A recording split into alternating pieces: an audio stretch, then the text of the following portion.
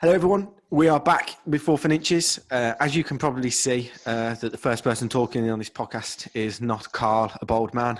He is having some technical difficulties, according to him.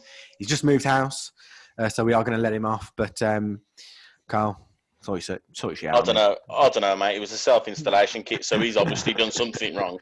Yeah, and he called himself KRB Tech before, so technical difficulties there shouldn't be. Who knows? But anyway, as always, thank you everyone for all the support and sharing, etc., throughout all of the social medias. Obviously, it means loads. I don't know what our Facebook count is at the minute for likes and things. Lee, do you have an idea? Oh my God, you put me on the spot. Yeah, I completely forgot to check. I mean, Nick's good for that. Yeah, I love putting people on the spot. It is currently we are at 254. Awesome. So thank you very much. Thank you very much for everyone's support. No matter how you do it, it all just means a lot to all of us. At the end of the day, we're just having a good laugh.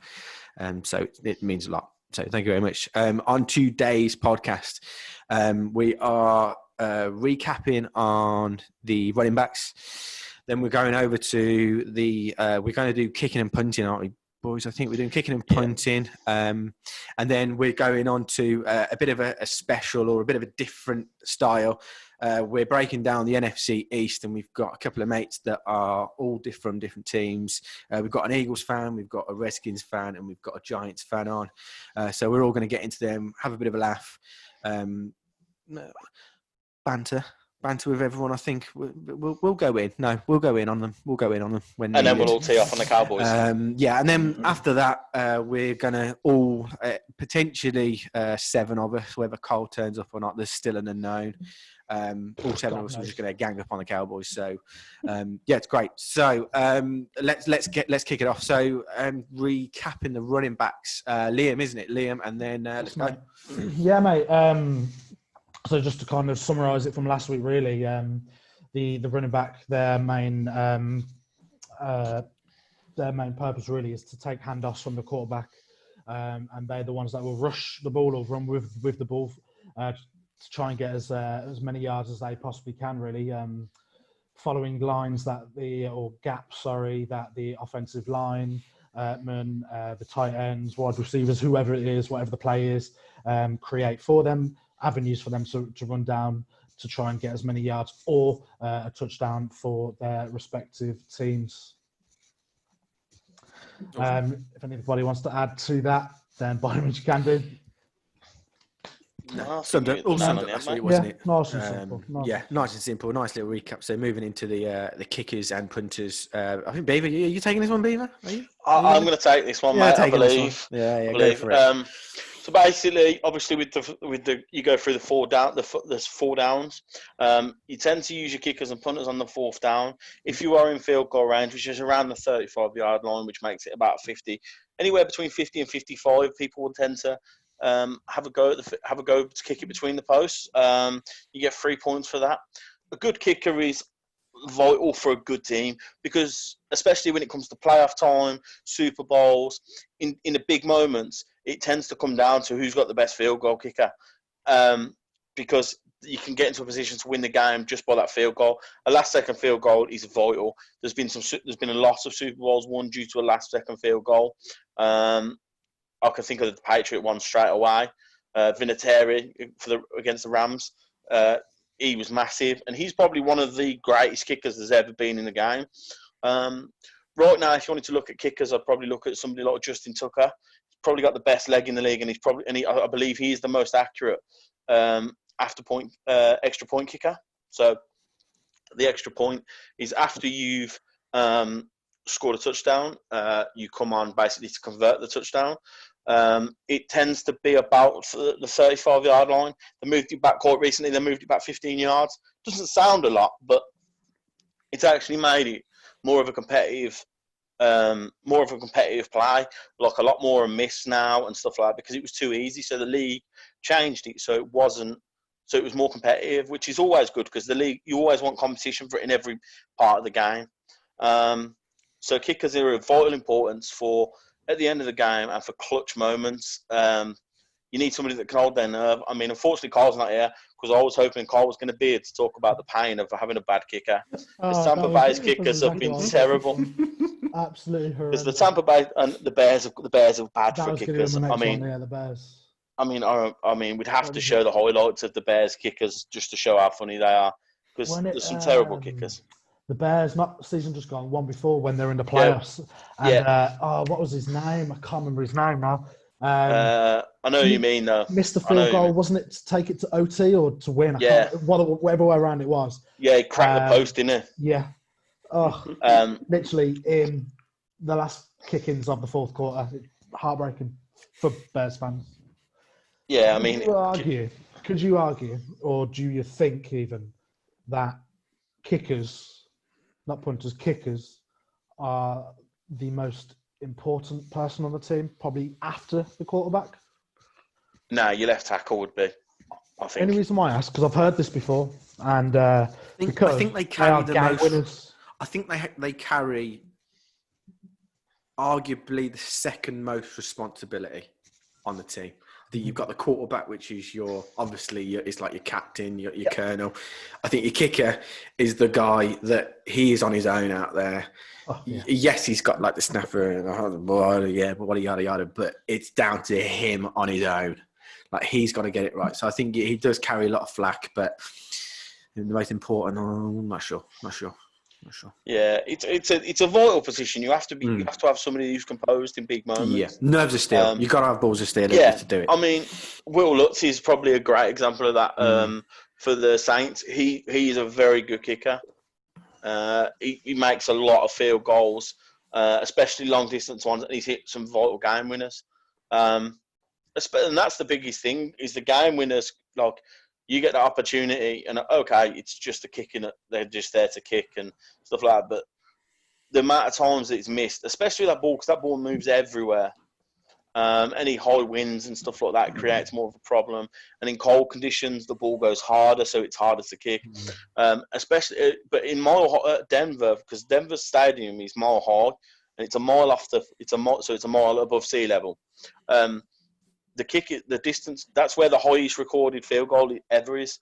I believe it was going to be Matt Prater. I believe it was Matt Prater that done it.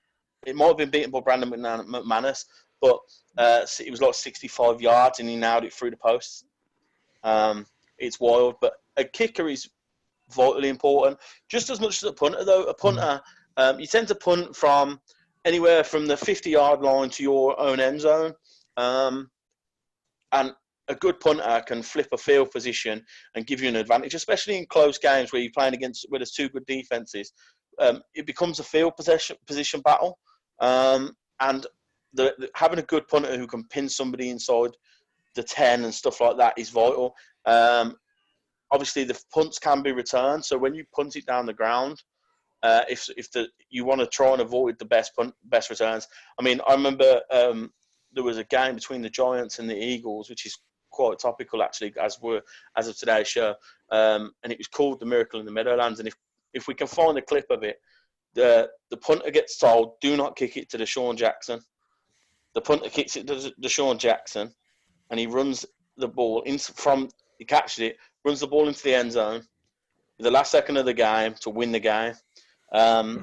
It's a very important position a punter is, because you can pin somebody deep and put a defense on top.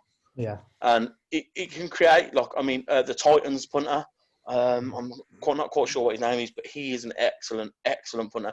Probably the best in the game, because he has got a quality. He's very good at pinning people deep and making them drive 80 yards of play, especially if it's not quite working for your offense. If a good punter can put you in a situation of your defense can get you the ball back in a good position. So there aren't many great punters in the game. There are, obviously, they're all very good at their job, but there are a few special ones. The one for me is the one at the Titans. And if you want to look into legends, Pat McAfee, you can't look any further than that. You got Andy Lee, Johnny Hecker. Johnny Hecker's a very good one. Thomas Morstead. They do also sometimes get called in to run some special plays where punters will throw the ball to make a first down or run for a first down. And it's very rare that happens, but it can happen in that way. and it is very interesting to see when it does happen. I think Johnny Hecker's record as like throwing the ball is actually unbelievable. But it tends to be they're trying to pin you deep and create a field swap, so it puts you on top in a field possession battle, really. That's why punters are so useful. And that's why they get paid for what they do. They're very good at creating chances for your defense to create a play for your offense. So they're a vital part of the team. Do you know what? I think there is a lot of tactics behind punting. I mean, to people who don't necessarily watch the game or are new to the game, they could probably see the punters as they've just got to kick the ball away, kick the ball in. Yeah. Do you know what I mean? But the more you think about it, there's a lot of tactics. Whether it's you don't want to kick it out of bounds, because you want to try and drain the clock if you're right near the end of the game, or if you want to try and pin them back. So by literally trying to pin him in the 5-yard line. There's so many different variables for a punter to try and do and that kind of thing. It's there's a lot of tactics behind punting, I think, and I think it's undervalued. I think. We used to. Carl's ready, by the way, Liam. He's just messaged. But we at the Patriots, we used to have a left-footed punter. That's a big thing, isn't it? As very, well, yeah. Hey! Wow! The Bold Destroyer returns. Oh, now his audio don't work. Oh, here he is, Carl. Gentlemen. Oh, Carl, you've been demoted, mate. Understandable. Carl, we're just doing the finish off the kickers and the punters. I'm just finishing the punting off. I was just talking about the Patriots having a left-footed punter, and it's one of the things that it's quite rare in the league. But the reason it's rare and it's so different is the ball spirals a different way. So they're used to catching it off right-footed punters, and at the left foot, because the spirals go the other way, it's harder to catch. And that's one of the things the Patriots do to gain an advantage. We also do one where our punter will punt it high in towards the corner, and we'll try and catch it in the short of the end zone. So it'll be around the 1 yard line is where we try and pin them. It's just a play that we design, but it is a very vital position, especially when you're trying to flip field position. I don't know if there's anything else anybody wants to add. One thing to half note is when you're at the dying depths of the game and you're potentially down 2 and you've just scored, a punter's got a hell of a job on his hands to try and get his own team to recover the ball back, hasn't he? With an onside kick, is that what you're referring to? And the best to look into that is and I think it was a 2015 championship game of Green Bay and us, where Green Bay score. They've got to get the ball back. Sorry. We score. We've just got to get that ball back because Russ was on absolute form. And onside kick, a Green Bay player is right under it. He slaps at it. The ball hits him in the face. And I can't remember what Seahawks player recovers it now, but that epitomises like an onside kick. And that's good fun as well. I will say, though, that geezer didn't play for the Packers anymore after that game. I know, yeah. It was the most pathetic attempt to try and catch a ball I've ever seen. But on a serious note, though, we will actually talk about onside kick later, because there is going to be they're voting on a rule change Tuesday, I believe. Yeah. We'll mention that in the news a bit later on. Mm-hmm. But for now, Carl, anything you want to add, mate? Carl can take the host privileges back again. No, not at all. Not at all. We're going to shift on to the NFC East, mate. Would you like to do the introduction? Huh? Who am I introducing? Just tell us about the NFC East, mate. Tell us, and then we'll introduce our guests. I don't really. I'm so sorry. I'm so fucking. Bad. It's untrue, man. Looks like I have it back then. Yeah. Go on, Nick. Go on. Genuinely, I apologise. That's all I can say. Can you get your bearings, please? No, Nick. Do me a favour, mate. Get him out of the trouble, Nick. Just so as I think we briefly touched on last week, didn't we? That there's 2 divisions in the NFL: the AFC, the NFC. Sorry. The first half we're going to cover all the NFC teams. This is the East. which is split into the Cowboys, the Eagles, Redskins, and Giants. And that is pretty much it. That is it. And it's the last year. It's not got the greatest of reputations for quality of NFL. I think that's putting it quite conservatively as well. It's quite often known as the NFC Least. Yeah, its nickname is the NFC Least. I mean, I would say the stats speak for themselves, but they don't really, because the Eagles have been all right the last. Well, no, they did all right, but apart from that, it's a shocking division. It's mainly the Eagles and the Dallas division, but yeah. We're going to hear from a New York Giants fan and a Redskins fan today. So we've got all the fans, apart from, as we said at the start, apart from a Cowboys fan. So that would be fun ganging up on them. However, I think we can try and get them, all these boys in. Pretty much now. I think we're just going to get them all in, aren't we? Yeah, and then we're going to introduce them, and then we'll get crack on. So, Liam, if you want to do the honours. Yeah. They're coming in. There you go, Carl. Now. Do I need to be here? Here we go. We think. I think we're pretty much there. Sean Mason, turn that camera around. Chaps. Sean, Miles is in. Miles is in. Mace is in. Eddie's just connected up. And Eddie Quirk's in. There we go. Shot Miles isn't wrecking no Giants gear. Hiding it. Oh, what is that? It's in the background. He's left it in the background. Gentlemen, so smooth. So smooth. Right then, boys. So we've got Eddie, who's the Redskins fan. We've got Miles, who's the Giants fan, and we've got Mace, who's the Eagles fan. Boys, how are we all doing? How's everyone doing today? We all right? Yeah, good. Thanks, you. Yeah, good, man. All good. Not bad. Yeah, all good here, mate, as well. All good. Good stuff. To be honest, I think we're just going to free wheel this, aren't we? One of you, we'll just go one at a time. Just why you support the team, what you think of the team as well. As your first on the screen are for this coming season. We'll go Eddie, Miles, then Mace. As you're in that order on the screen, go on, Eddie. Take it away, mate. Lovely tiles, Eddie. Lovely. Well, cheers, mate. Thanks. Is that how the missus Ed, is that how you ended up taking the missus to A&E today, by the way? No, that's a different job, that one is. Oh, nightmare. I'd say start, the reason I follow the Redskins is basically my nan and granddad went to America, decided to go to Washington, D.C., and buy me a Redskins. Well, it's like a T-shirt more than anything. So thought I'd start following them. Again, I'd probably say it's 2012, where obviously RG3 joined the Redskins. We gave up millions of picks just to get him one good season. I'd probably say I started getting right into it probably a couple of years after that. I only literally knew, RG3, Alfred Morris, Pierre Garçon, And they all left because they knew you were trash. Well, exactly. It's happens every year, to be honest. It really does. Ed, do you thank your parents? It was my nan and granddad, yeah. Oh, your nan and sorry, your nan and granddad. Do you thank them or?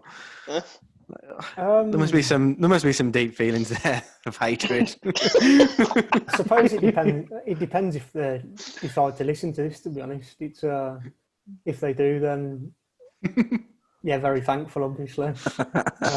If not, then not really. I mean, to be honest, I think it's one of them things, and you just start following a team, and I don't think I'd ever stop following the Redskins and stuck with them really.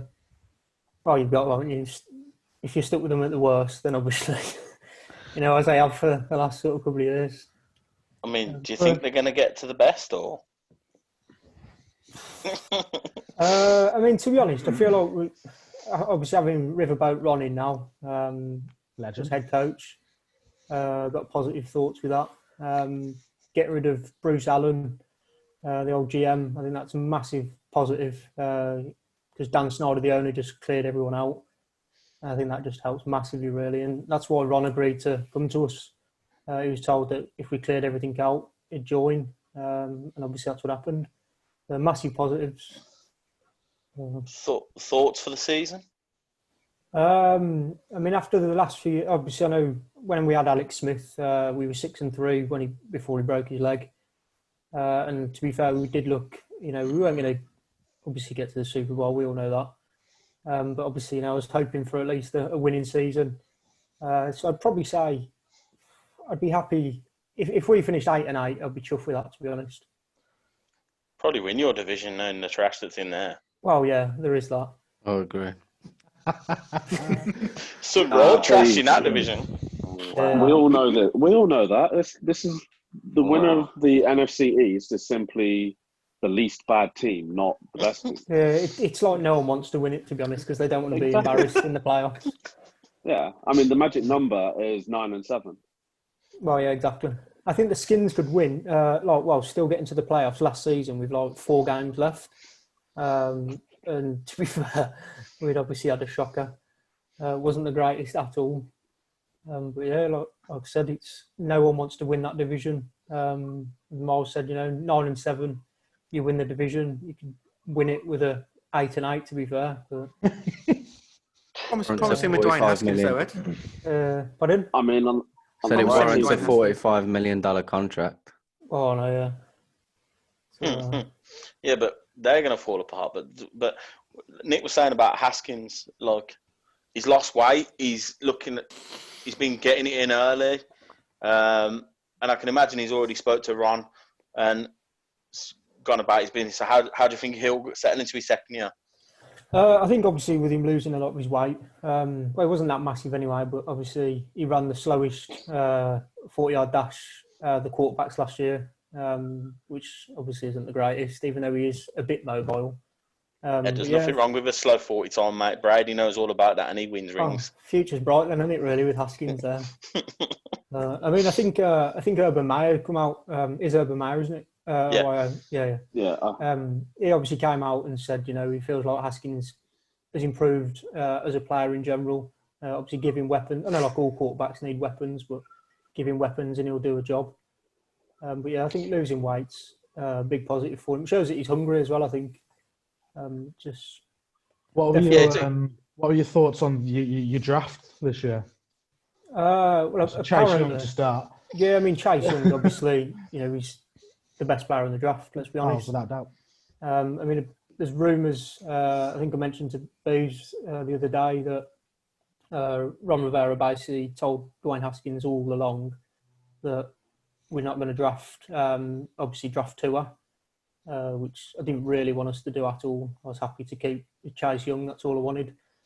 Stick with Haskins. I think it's a bit pointless giving him one season with nothing, not really an O-line. I think obviously adding that confidence from your head coach straight away is a massive confidence boost for Haskins, definitely. He went in at a good time, didn't he? Yeah. Like the starting role, there was literally there was nothing to lose for the Skins when he started playing.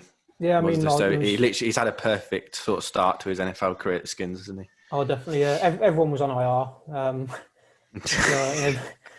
Brandon Scherf ended up on IR. When you lose your right guard, it's not the greatest. Obviously, Trent Williams couldn't play through obvious reasons. I think that's a massive thing, though. If you look at the Redskins, they're normally surrounded by some off-field drama that they don't need. And with Trent Williams not being there now, that's gone, that has. Yeah, to be honest, I think that's what hung over it for the last 2 years, really. He just, obviously, they didn't have any trust with everyone. So I do definitely feel like that's going to help. There's not really anyone, I mean... Yeah, Quinton Dunbar, he's obviously gone to the Seahawks, and then he's been involved with some firearms thing, which is a bit odd. Alleged. But alleged, yeah. But obviously, that gets rid of off-field issues straight away. And with the young players we've got, I've not got huge high hopes, obviously, but as I said, 8-8, I'll be chuffed with it.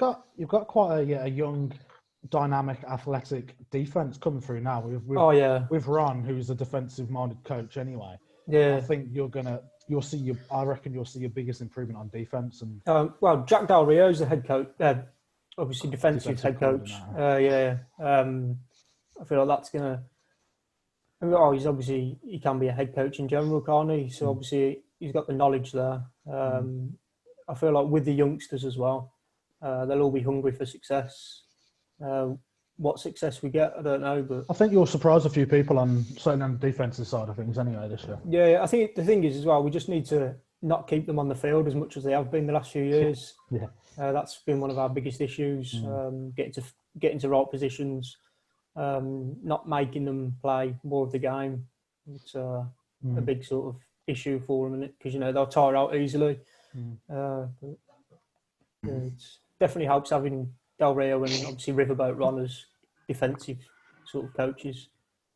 Helps improve.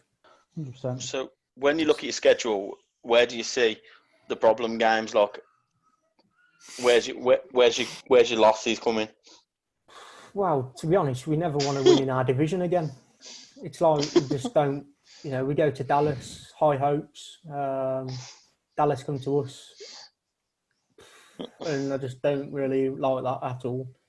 Even with like the Giants, when they weren't doing too well at all, it's even they came to Washington and it wasn't the greatest.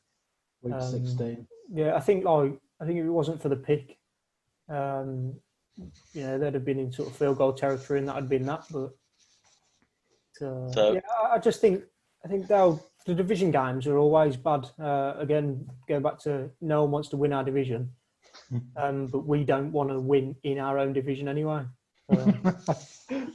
Definitely doesn't help one bit. What about when you play Carolina, though?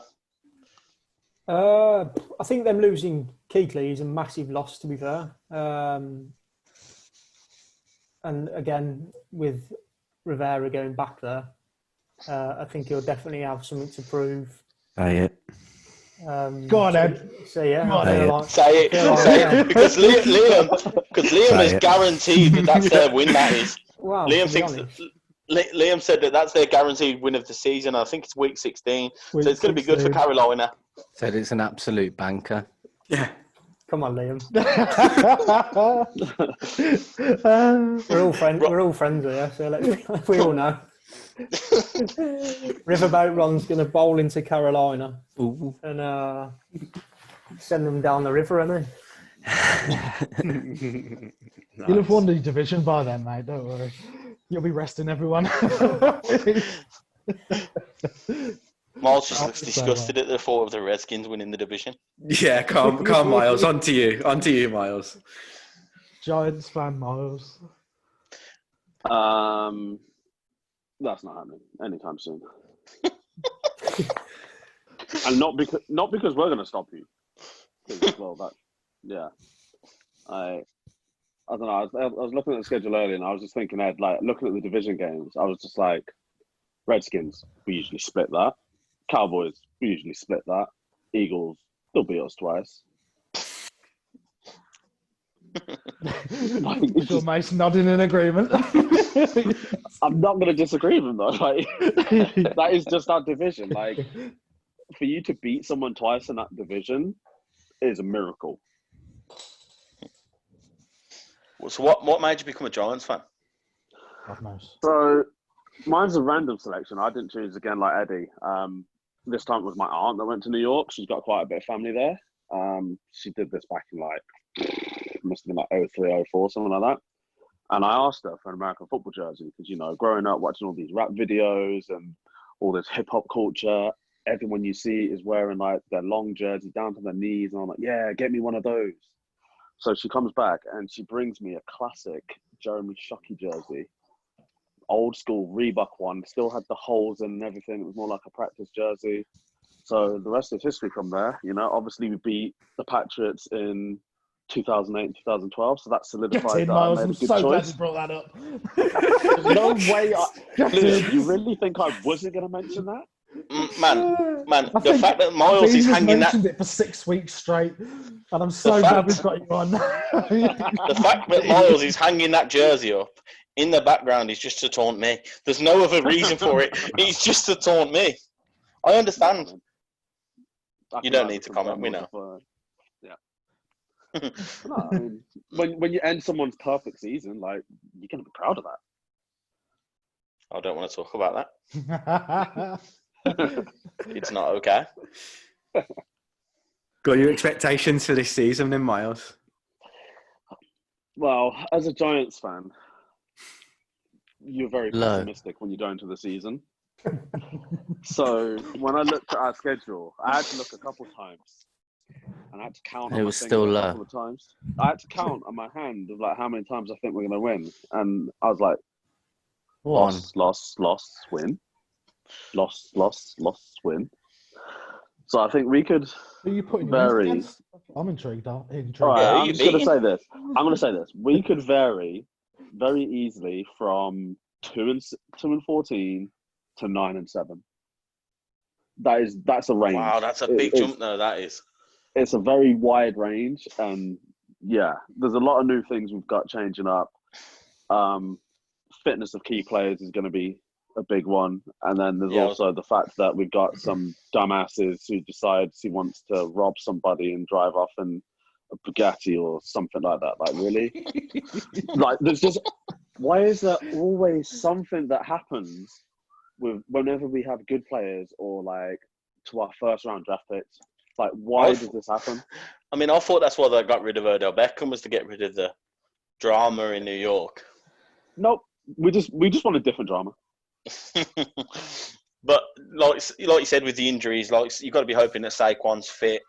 And how do you think Daniel Jones will do? And how do you think he did? Obviously, there was a lot of questions about him last year, especially when you took him with the 6th pick, and everyone in the draft was just laughing. But how do you think he can progress this year?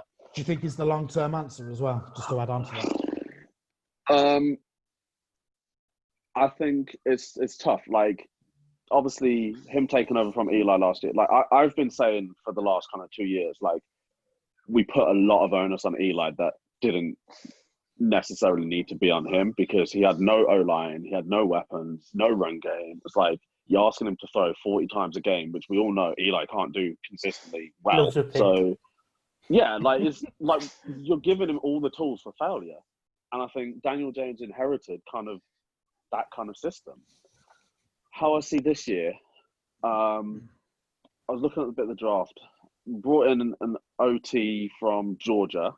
So SEC OT used to block in for the run to play in front of a guy like Saquon, which, you know, again, you bring in an offensive coordinator like Jason Garrett, who's used to having kind of these hot running backs. You know, look at what he's done with Zeke. Like, and I'm thinking, okay, we're probably going to go back to basics and just try and run the football more to try and protect our young quarterback, so he's not having to throw 40 times a game. Maybe he throws 28 times a game, throws 60% of that. Like, you look at his college record, he improved every season, you know, not just in, you know, he averaged 60% completions in the ACC. That's not an easy conference to play in. Like, you know, you've got the likes of Virginia Tech, UNC, like, there's some decent schools in there, Clemson.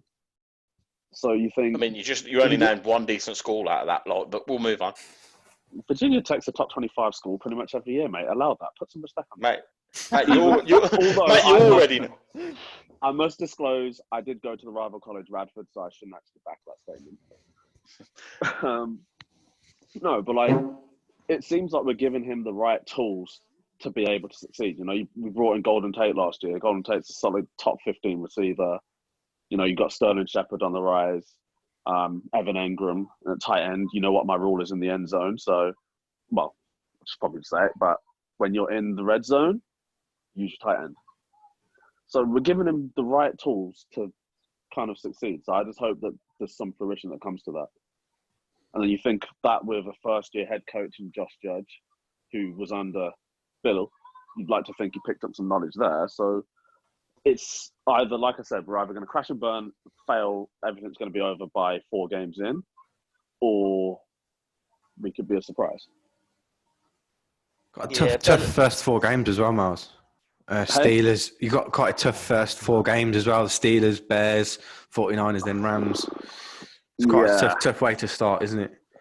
And then Cowboys straight after that with 2 back-to-back divisional games, Giants and the Redskins and the Eagles back-to-back. Look, if we get through them first 4 games with 1 win, I'll take that. Mm-hmm. Like, and that 1 win. Who are you beating in that first 4 games? The Bears. That's the only one that you could see. Mitch is just going to give us picks. Mitch isn't there. Gonna give us... Nick Foles is their new QB1, mate. That's fine. He'll throw some too.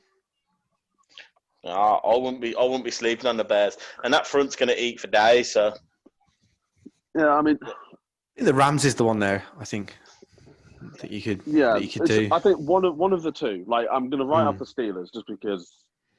I mean, I don't think we normally do well against Steelers, and then Big Ben's back. You're at home. Yeah, exactly. So that's like, in your favour.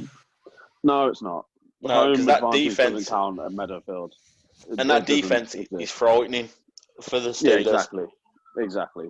So it's like, I'm not trying to have TJ Watt smothering up Daniel Jones all game. Like, I'm not even going to bet against that.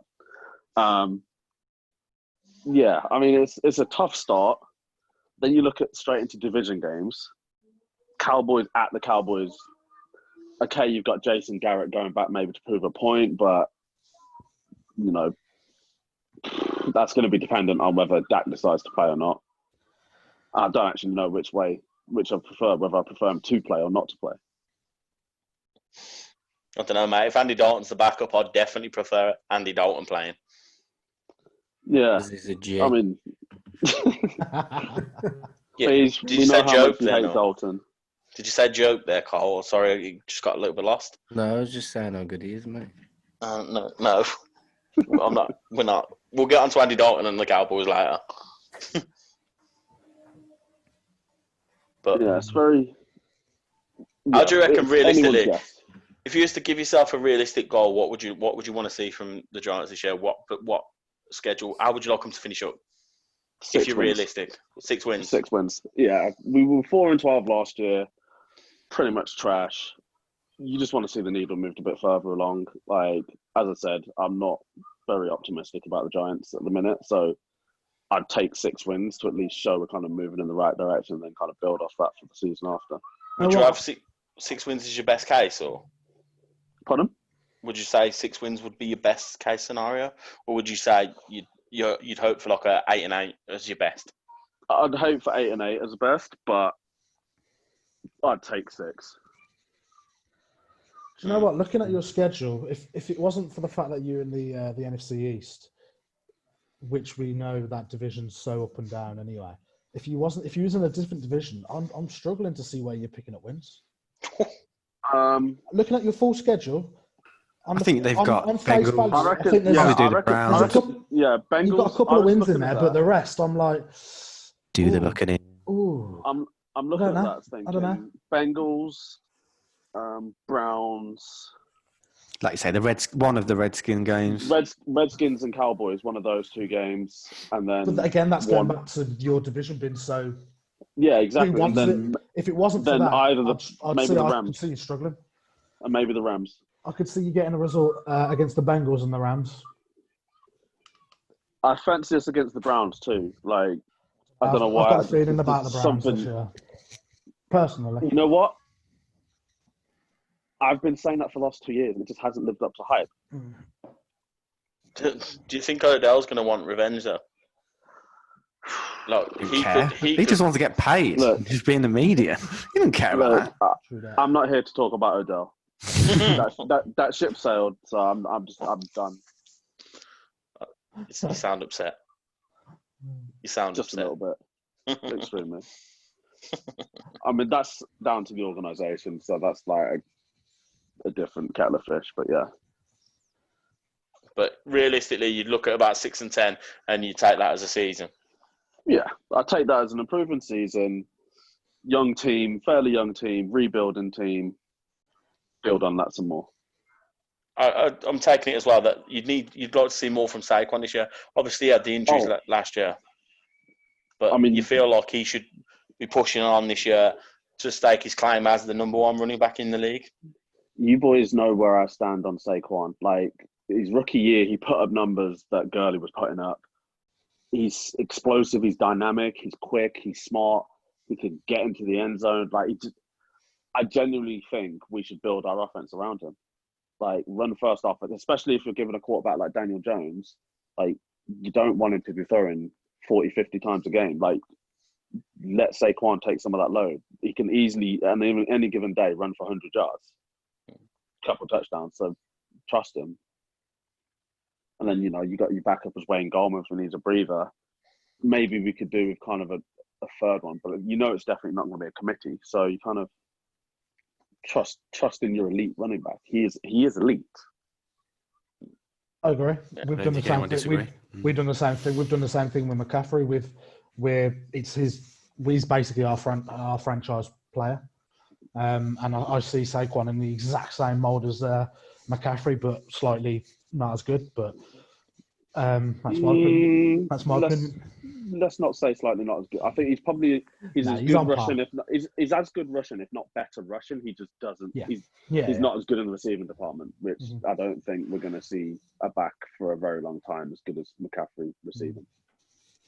But, I think it's difficult when you've got when you build around a running back. Though I think it is difficult because there are certain running backs I can think of where people are scared to hand over the franchise because they take a lot of hits.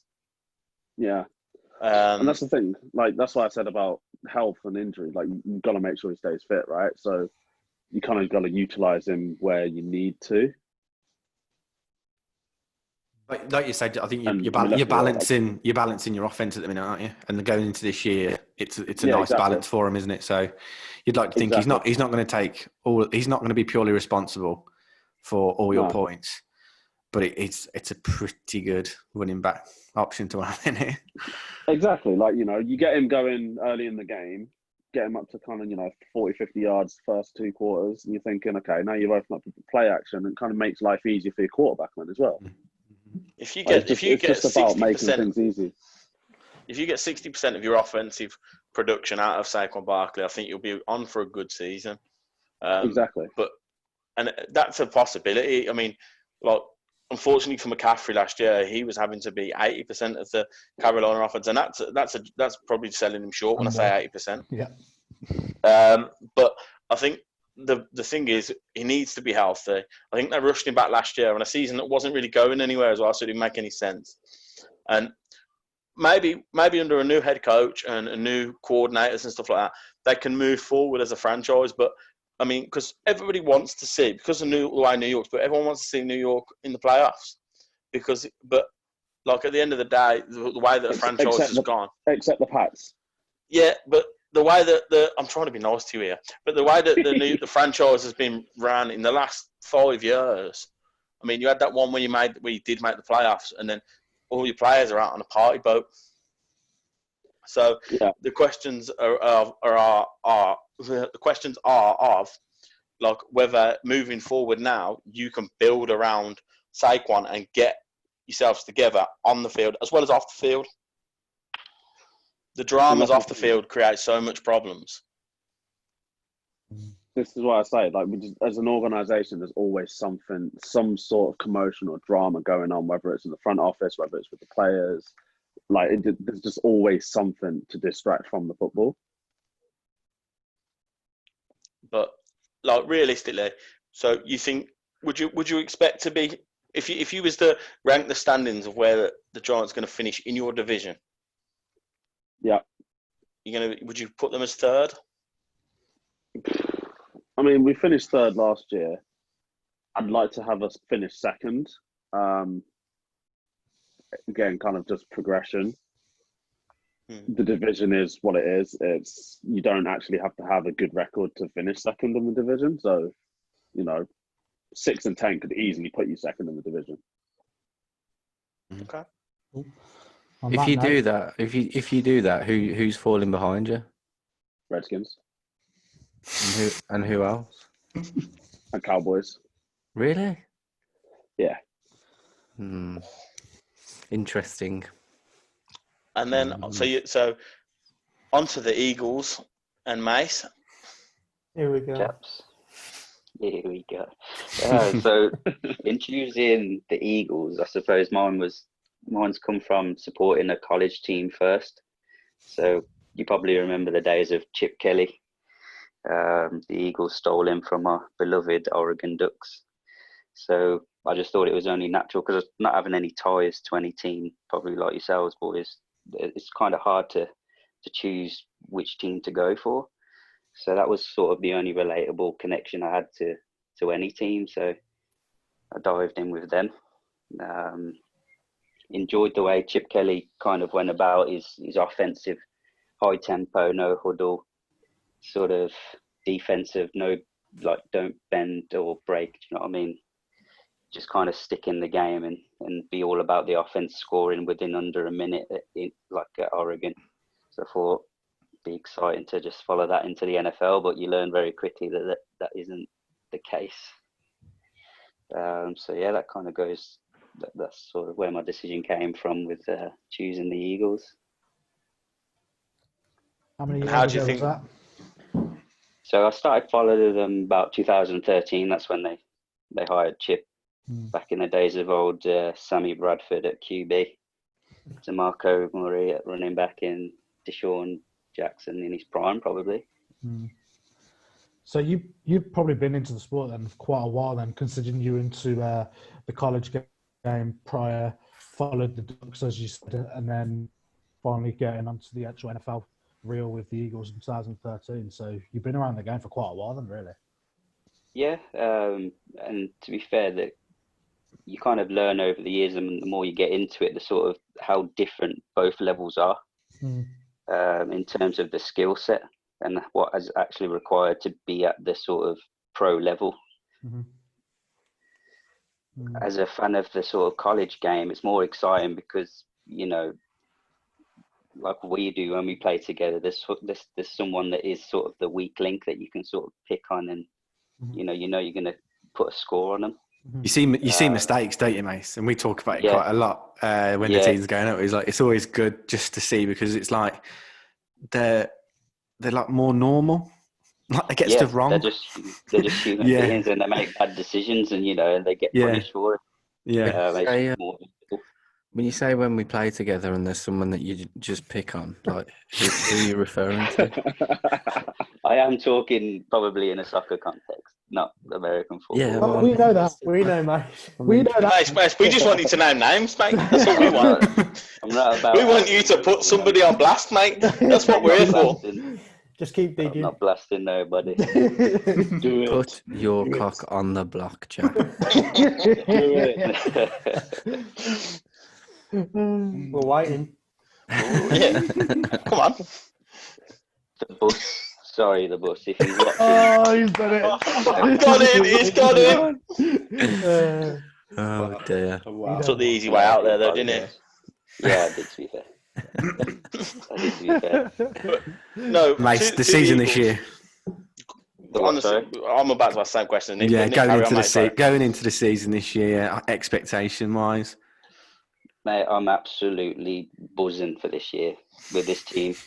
I'll be completely honest, like Carl must be in the same position. Like the team that old Howie and Doug have built this year, I've got high hopes.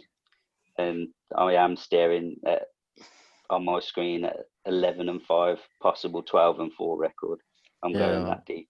Mace, don't sit on the fence like Carl did, mate. Just tell us you expect him to go 16-0. I didn't Let's not beat around. Well, Carl, I said you went 14-2. Said it. Yeah, Carl, you secretly think he's 16-0, though. Yeah, see, I'm not on the fence about that. Mace, 16-0.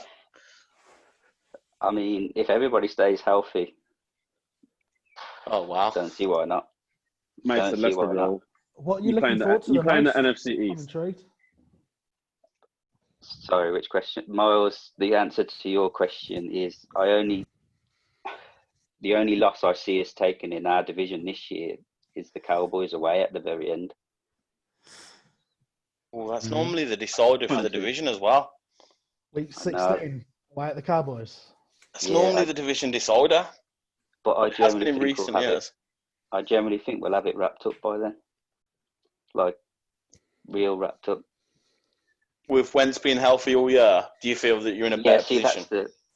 That's the question mark always on our team is Wentz and his health with that knee now. Obviously, he's always that one hit away from, which any QB, to be honest, is always one hit away, but Wentz especially, because he is that he has got that elusive side to his game, similar to Russell Wilson, where he can play outside of the pocket like it's in the playground. Do you know what I mean? That's what he's sort of best at. I remember that play he did against the Redskins when it looked like he'd been sacked and all of a sudden he was running out of a hole that wasn't there. Yeah, Kerrigan had hold of him. He just disappeared, didn't he? Yeah, it's like it's basically like he transported. It was so weird. I mean, we'll have to find the clip for it because it's one of the funniest things I've ever seen. And I was like, how did he get there? Like, generally, it just looked like a sack and all of a sudden went out the other side and thrown downfield. But do you reckon that's why they picked Jalen Hurts in the second round?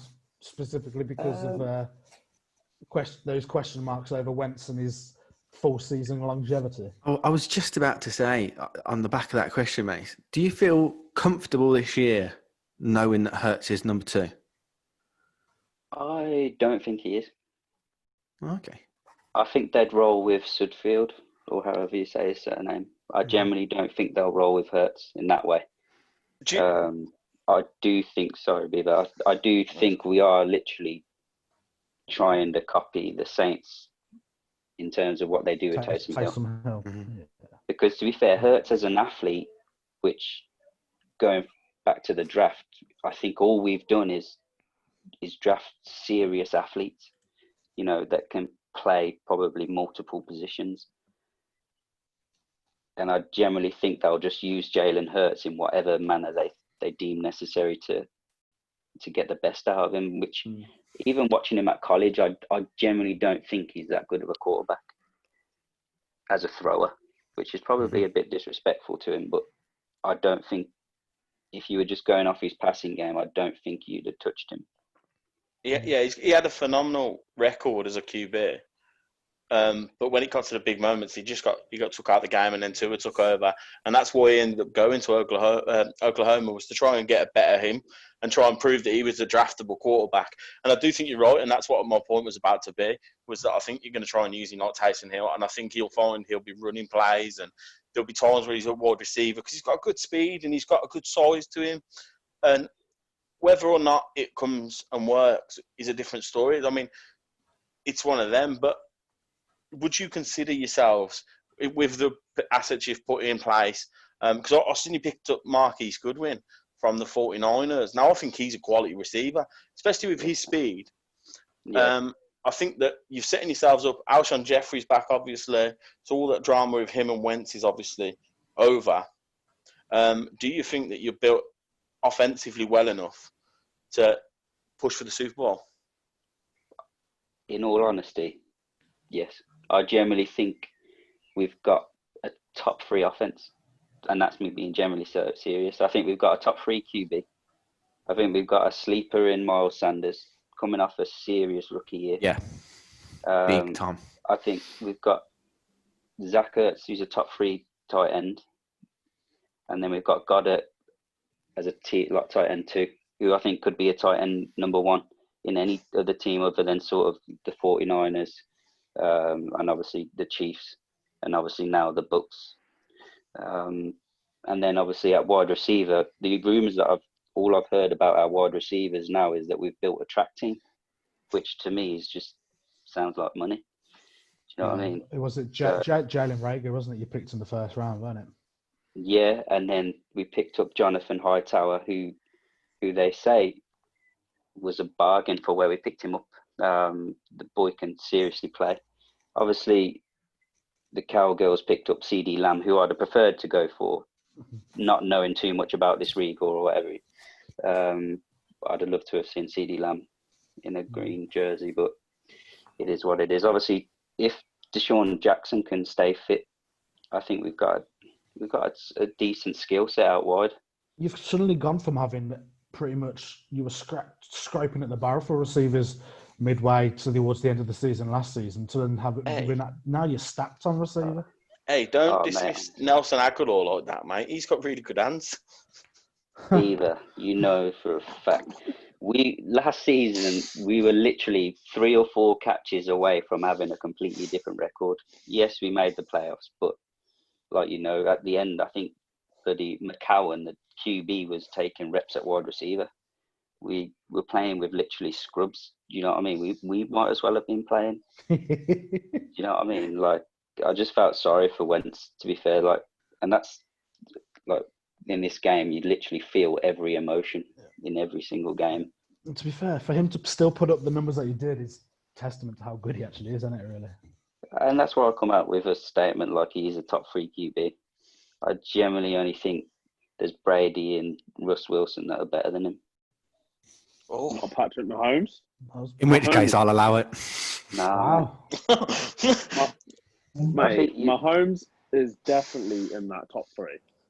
you take away the freak that is Tyreek Hill and Travis Kelce, I think you'd learn very quick Mahomes' skill set wouldn't be so, he is that sort of flashy style, no-look pass. I don't think he gets away with it in another team.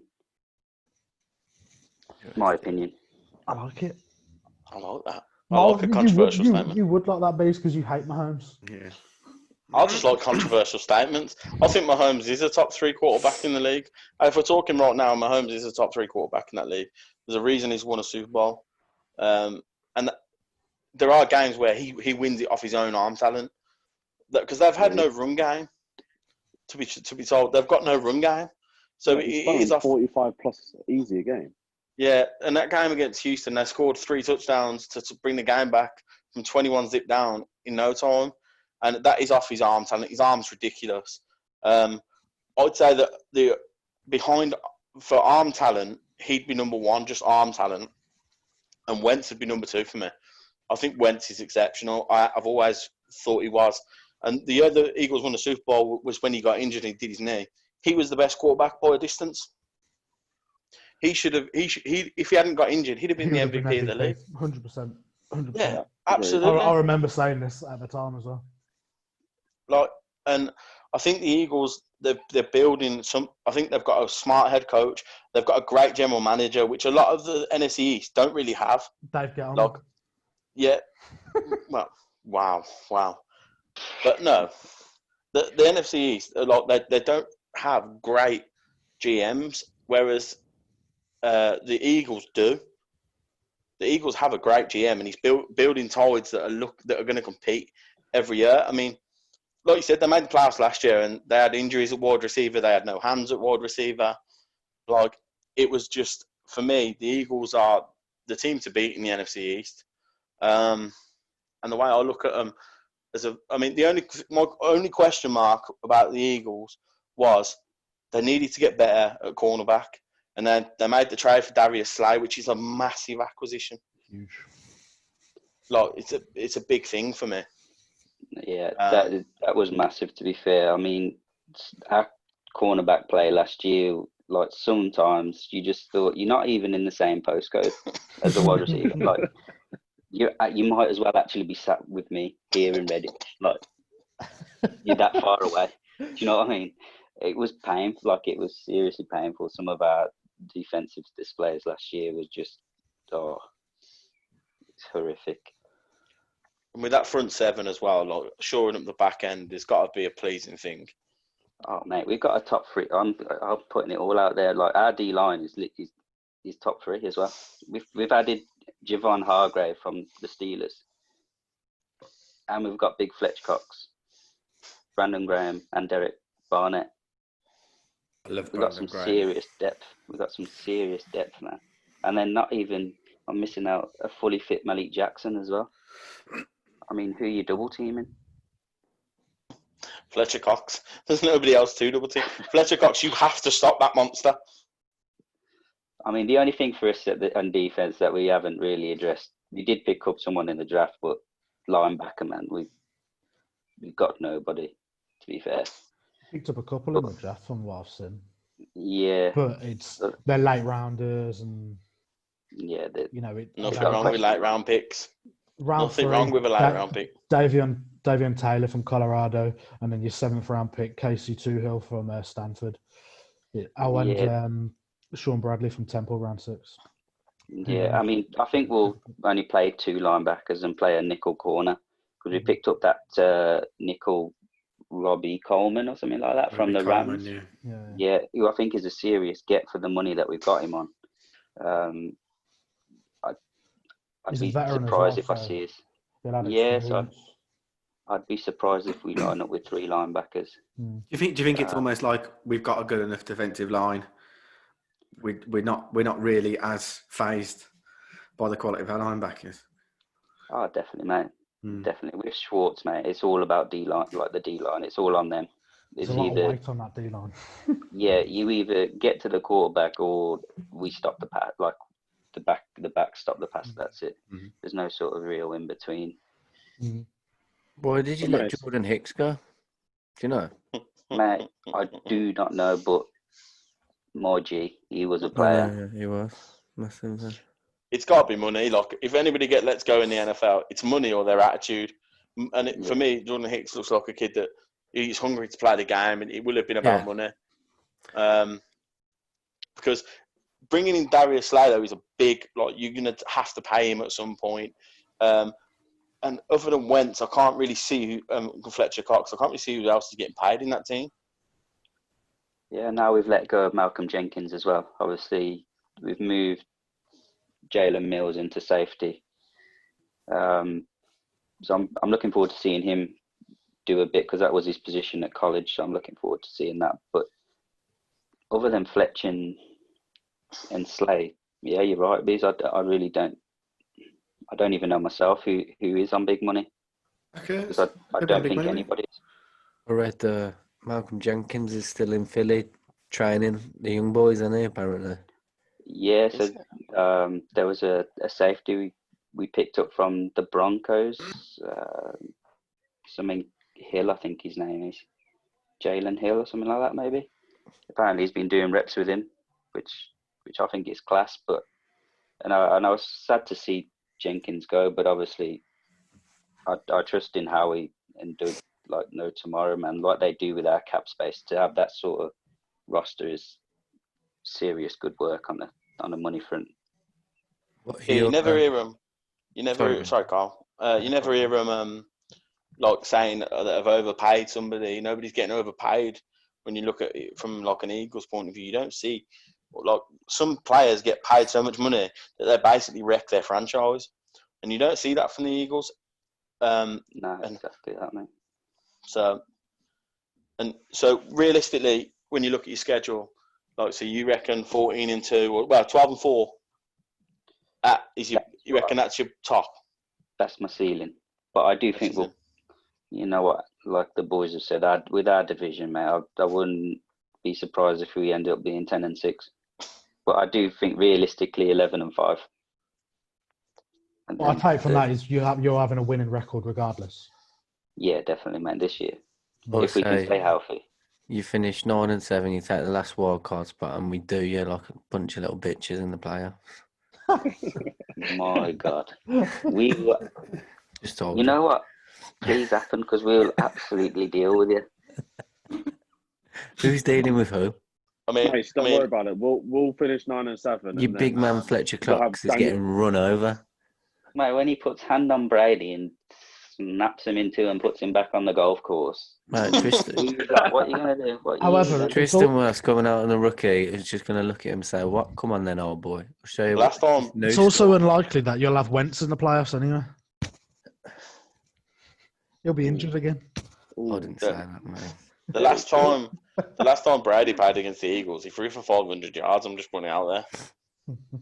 With the Beaver, worst team. have you eeten tonight, Beaver? Because I know a place that's dishing up a Philly special. He's been wanting that one all night. He's so happy with himself. He's got that one over there now.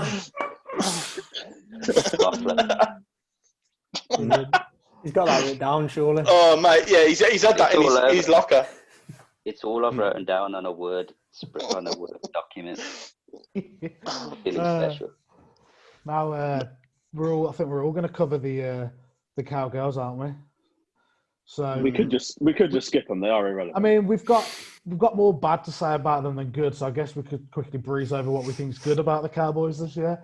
My one thing about the Cowboys this year is Zeke and CeeDee Lamb. That's the only two things I like about the Cowboys this year. Zeke, that's it. He's going to carry that team on his back. However, I do think I'm going to put my money on the line here, but I do think they will finish second. I think the Cowboys finish second behind the Eagles, with the Redskins third, Giants fourth. That's my order. I will stand by that. I think the Cowboys are going to fall apart. I I'm with you, genuinely. Beeves. Dak not signing the contract. I mean, this was going to be a topic in the news later on, but so Dak Prescott's refused to sign a contract for a 5-year contract, 175 million, because he wants more money. Now that contract that he got offered is a similar contract to what Russell Wilson's on at the Seahawks, but Russell Wilson has a Super Bowl ring. Dak Prescott turned it down and went, no, I want to be paid 45 million a year, which is probably what Patrick Mahomes is going to end up getting paid. Now, again, Patrick Mahomes won a Super Bowl. Dak Prescott, in 3 or 4 years, has one playoff win. And he's been to the playoffs 3 times. And I believe he's played 2 of them games in his own building. And for me, they're going to implode because Dak's not going to sign the franchise tag. He's not going to sign a contract. Because Jerry Jones isn't going to pay him $45 million a year. He ain't worth $45 million a year, and I think Andy Dalton will end up taking over, and they'll be terrible because of Andy Dalton. Delightful, that. They've got such a good team, but I think the biggest thing is Ryan Fredericks has retired. I was literally about to say that. I think did they sign anyone in the draft, or they got anyone in to replace him? I didn't see who they drafted in terms of outside of CD Lamb, but that is such a hole to fill. That is. It's a massive part of their offensive line. Their tackles were struggling with injuries last year. It's a question of, and and this is the thing about Dak Prescott and the Dallas Cowboys in general. They've got a great running back. They've got the best O-line in football. They've got a top 10 wide receiver in football in Amari Cooper. They had the number 1 offense last year. Their defense is young, talented. Them linebackers are frightening. Really like the linebackers. They've got one of the highest paid defensive ends in football in DeMarcus Lawrence, right? And they still can't win. Like, that comes down to your quarterback play. In that situation, that's good. That's all it can come down to, because that team should be, and like that is the only time that you can look at the Cowboys and go, well, they've got this great team. And if you look at them roster to roster, Dallas Cowboys have a top 5 team in the NFL. The only position that you question, or the only 2 positions I would question, are cornerback and quarterback. So for me, like, I ask the question quite often are they better? Are they better? Is Dak selling them short? And the reason they're not winning, they're not cruising in that division, because he's got a record of something like 40-24. Dak Prescott has throughout his career, but 13 of them wins have come against the Giants and the Redskins. So he wins a lot in his division. He didn't win a single game against a team over 500 last year either. So they're not beating good teams; they're beating bad teams. So for me, the Dallas Cowboys are going to implode. Dak's not going to sign a contract. Dalton will end up taking over as QB1 because he's getting paid nothing. And the Cowboys will probably be at 8-8.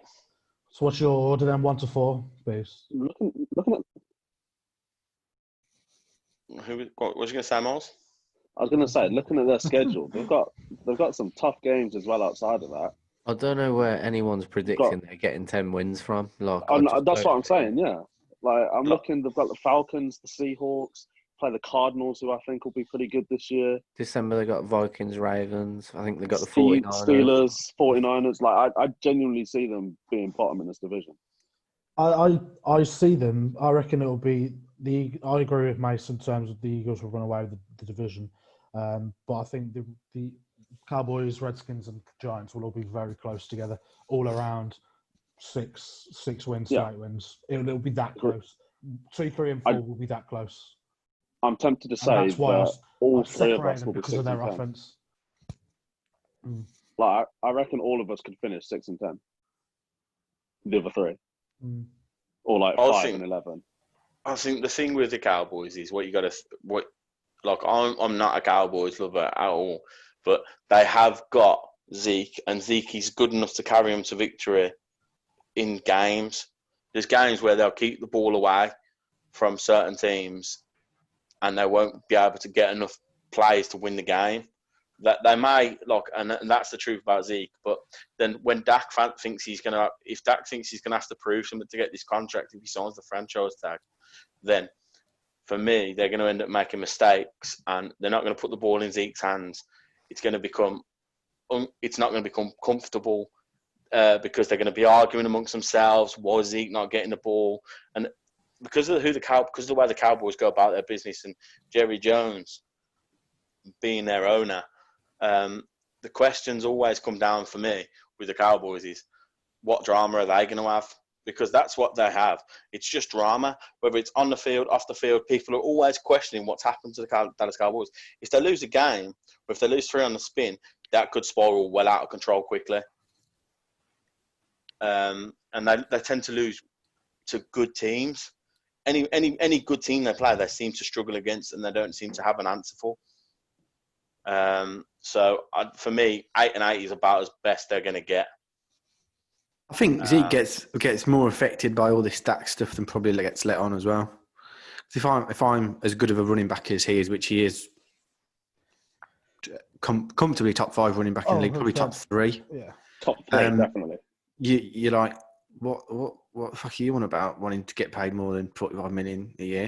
Do you want to just wind it in and just give us the ball? Zeke is as good with Dak Prescott as he would be lining up with Andy Dalton. Andy Dalton. He don't give a fuck.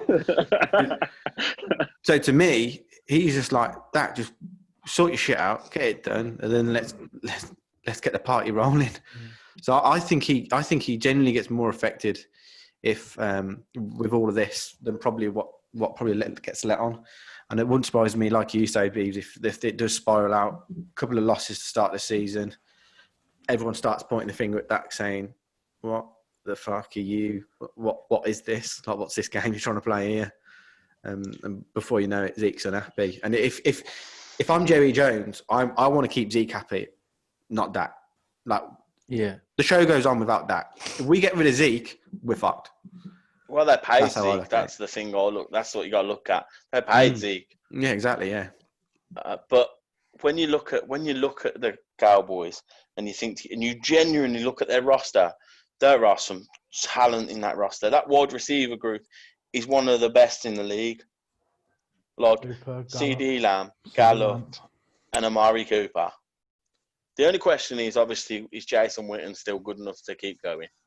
He's not there. Is he not? Nope. He moved on. Oh, did he? Yep. Oh, I thought I didn't see he'd moved on. But Well, so that's still there, isn't it? Huh?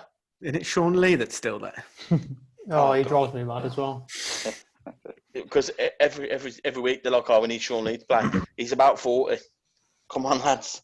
Like, they've got some. They have such a talented roster, but their only questions are cornerback and quarterback, and they're 2 of the biggest positions in the game. Question. Yep. So, given that the talented wide receiver court that they have at Cowboys, let's say Dak doesn't sign, you have to start Dalton. Do you not see Dalton having enough talent to be able to find those guys if they're so good? No. Andy Dalton's had AJ Green for years. Like, yeah, that's his only guy though. No. He had a talented receiver core ages ago, and they were trash because he throws interceptions too often. Like, he throws far too many interceptions. You got to remember they had AJ Green and Brandon LaFell and I forgot who the other one was. And they had the tight end Tyler Eifert, and all he did was throw interceptions and lose them games. And the thing is, it's a different pressure being in Dallas to Cincinnati. Cincinnati's a small market. They're not expected to win. I mean, Burrows they're banking on Burrows being good, but me and Nick don't believe it. I feel sorry for Burrows. I don't. He got coasted in college by a great team, by a great offense, and now he's going somewhere where he's going to learn. And the Bengals schedule is frightening. If you haven't seen the Bengals schedule, oh my good Lord, they are going to get ran over. But don't you think that whoever the Bengals play, it's a tough season? Oh, Nick, you need to see their. I seen a segment this week about the Bengals schedule this year. Oh my God, they're going to get beat badly by a lot of teams. They get a little bit of a reprieve in the middle of their schedule, but the start and the end is frightening. Like they could easily go 0-16 this year. That start as well could absolutely ruin. It's frightening. That could ruin Burrows. It's Imagine frightening. As a rookie starter going 0-6, 0-7. Yeah, and like that's not even like the teams they're playing are frightening, and I think that's where Andy Dalton, going back to the Cowboys, where Andy Dalton, he's going into a massive market. And remember, they're used to being in and around the playoffs, which is what they've been for the last 4 or 5 years. And if it goes badly with Dak, or Dak gets injured and Dalton comes in, he's now in the biggest stadium in the NFL, having to win games on a team where they're expected to win games. I just don't see it working out for him. I can see it going badly. And all of a sudden, Zeke's like, well, what am I wasting my time for? And then you get more people like going, well, how does this team not work? How does this team not win? And Dak Prescott, I think if he does sign the franchise tag, I can see him trying to play hero ball. And I think that's where they'll come apart, is because he'll start changing plays at the line and showing that I'm worth this money, I'm worth the Patrick Mahomes money, I'm worth the Lamar Jackson money, I'm worth the Russell Wilson money. And realistically, he's behind a great team. Do you not think that the Cowboys might have a free year this year, because those questions that they were been asking for the last few years, they've sort of left on the answers with Garrett, and they've now shipped him. So is it a matter of, look, we've got to build on something for a couple of years? Maybe, I don't think Dallas. I don't think Dallas get a free year. They're expected to win. I think they're too big an organisation in the sport to be given a 3 year. It's a fucking problem, though. How did Garrett last so long, man? He used to play for him, didn't he? Mate, that's the thing. And Jerry Jones always used to say, he's like a son to me. He's like a son to me.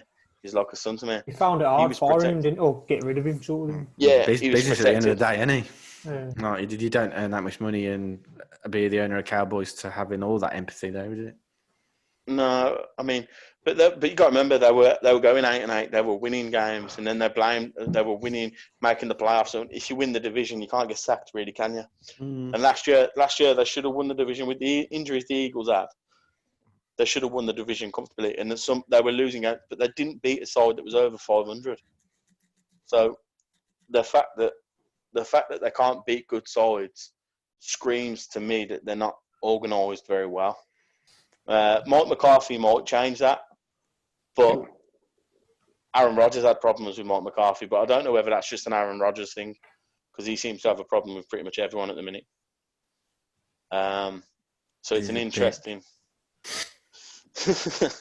Let's do a segment on Carl not liking Aaron Rodgers. Carl, how would you describe Aaron Rodgers? Overrated. No, Mate, last 2 or 3 years, you can't even argue it. He's overrated. Tell me why in the last 3 years why he's not overrated. Tell me. the guy still has what, 2 Super Bowl rings? In the last 3 years. Not in the last 3 years. But What like, has he done in the last 3 years? Mate, he's thrown to the fans as much as Jameis Winston. Why I got to give him no respect? He's Why been gotta give him injured respect? half of it. He was injured for like half of that time. He ain't doing nothing this season either. He's done. The time has passed. It's when he gets traded to New England next year. Done as well. Mate, he may well could be. I've already had that conversation. Genuinely, like I would not be surprised. If that doesn't happen this year, we're bollocks. We are. You imagine the tears very as well. You're going to get tears from me. You're going to get tears from me. At the end of the day, he's 42 years old and he's been the greatest quarterback ever. And there ain't even a dispute to it. Like, there ain't an argument you can make that he isn't the greatest of all time. And this year, people have been saying he's going to fall off a cliff for 6 years, 7 years. And he's just been winning Super Bowls. Yeah, it might be this year, though, to be fair. It definitely could be. No, you're taking away the Pats and Bill from him. Oh, Miles, don't come at me with that trash. Miles, when was the last time Brady had a receiver like Mark Evans? Yeah, where's Manning now? Where's he now? He's happily chilling with his 2 rings that he took off Brady. In fact, you know what? He's probably on the golf course watching his brother kick Brady's ass with Mickelson. Oh yeah, that's going on now, isn't it? Is it on now? Is it? Yeah. Right It's now, Tiger and Tiger and Peyton versus Phil and Tom. Brady. Is there anyone here that thinks the Cowboys are going to do well? No. They're finishing second just because how shit their division is, and it'll be close between the 2, 3, and 4. I think they're fortunate that the Giants and the Redskins are both still rebuilding, and they're still a couple of years away from being the 8-8 sort of team. I think the Giants are probably a step closer than the Redskins, but the Redskins are going to be different defensively this year, which will probably help them keep them close in games. It's the way around. I don't know. I think the Giants will be decent offensively because that Daniel Jones, if he seems to have the bit between his teeth, he seemed to. I was surprised by Daniel Jones last year because I laughed when he got drafted, but there was games where he showed out. But there was also a lot of the Eli tendencies. There was a lot of Eli tendencies when he threw interceptions. Yeah, he went off. He did. He ran right on the Bucs. Yeah, he did. And that was because James kept turning it over. Well, not that. That's why Jones was just system. class, to be fair to him. That game. What was you going to say? Sorry, Miles. That's why if you put him in a system where he doesn't have to throw, he doesn't have to be the main guy. He just, you look at his record, he steps up in big moments, kind of similar to Eli again. So you just need to keep him in the game and then limit the mistakes. Yeah, exactly. That's it. Yeah. I mean, the reason why I've got the Redskins ahead of the Giants is because you've got and your new head coach, a first-year head coach as well. Whilst with the Redskins, they've got a proven NFL head coach in Ron.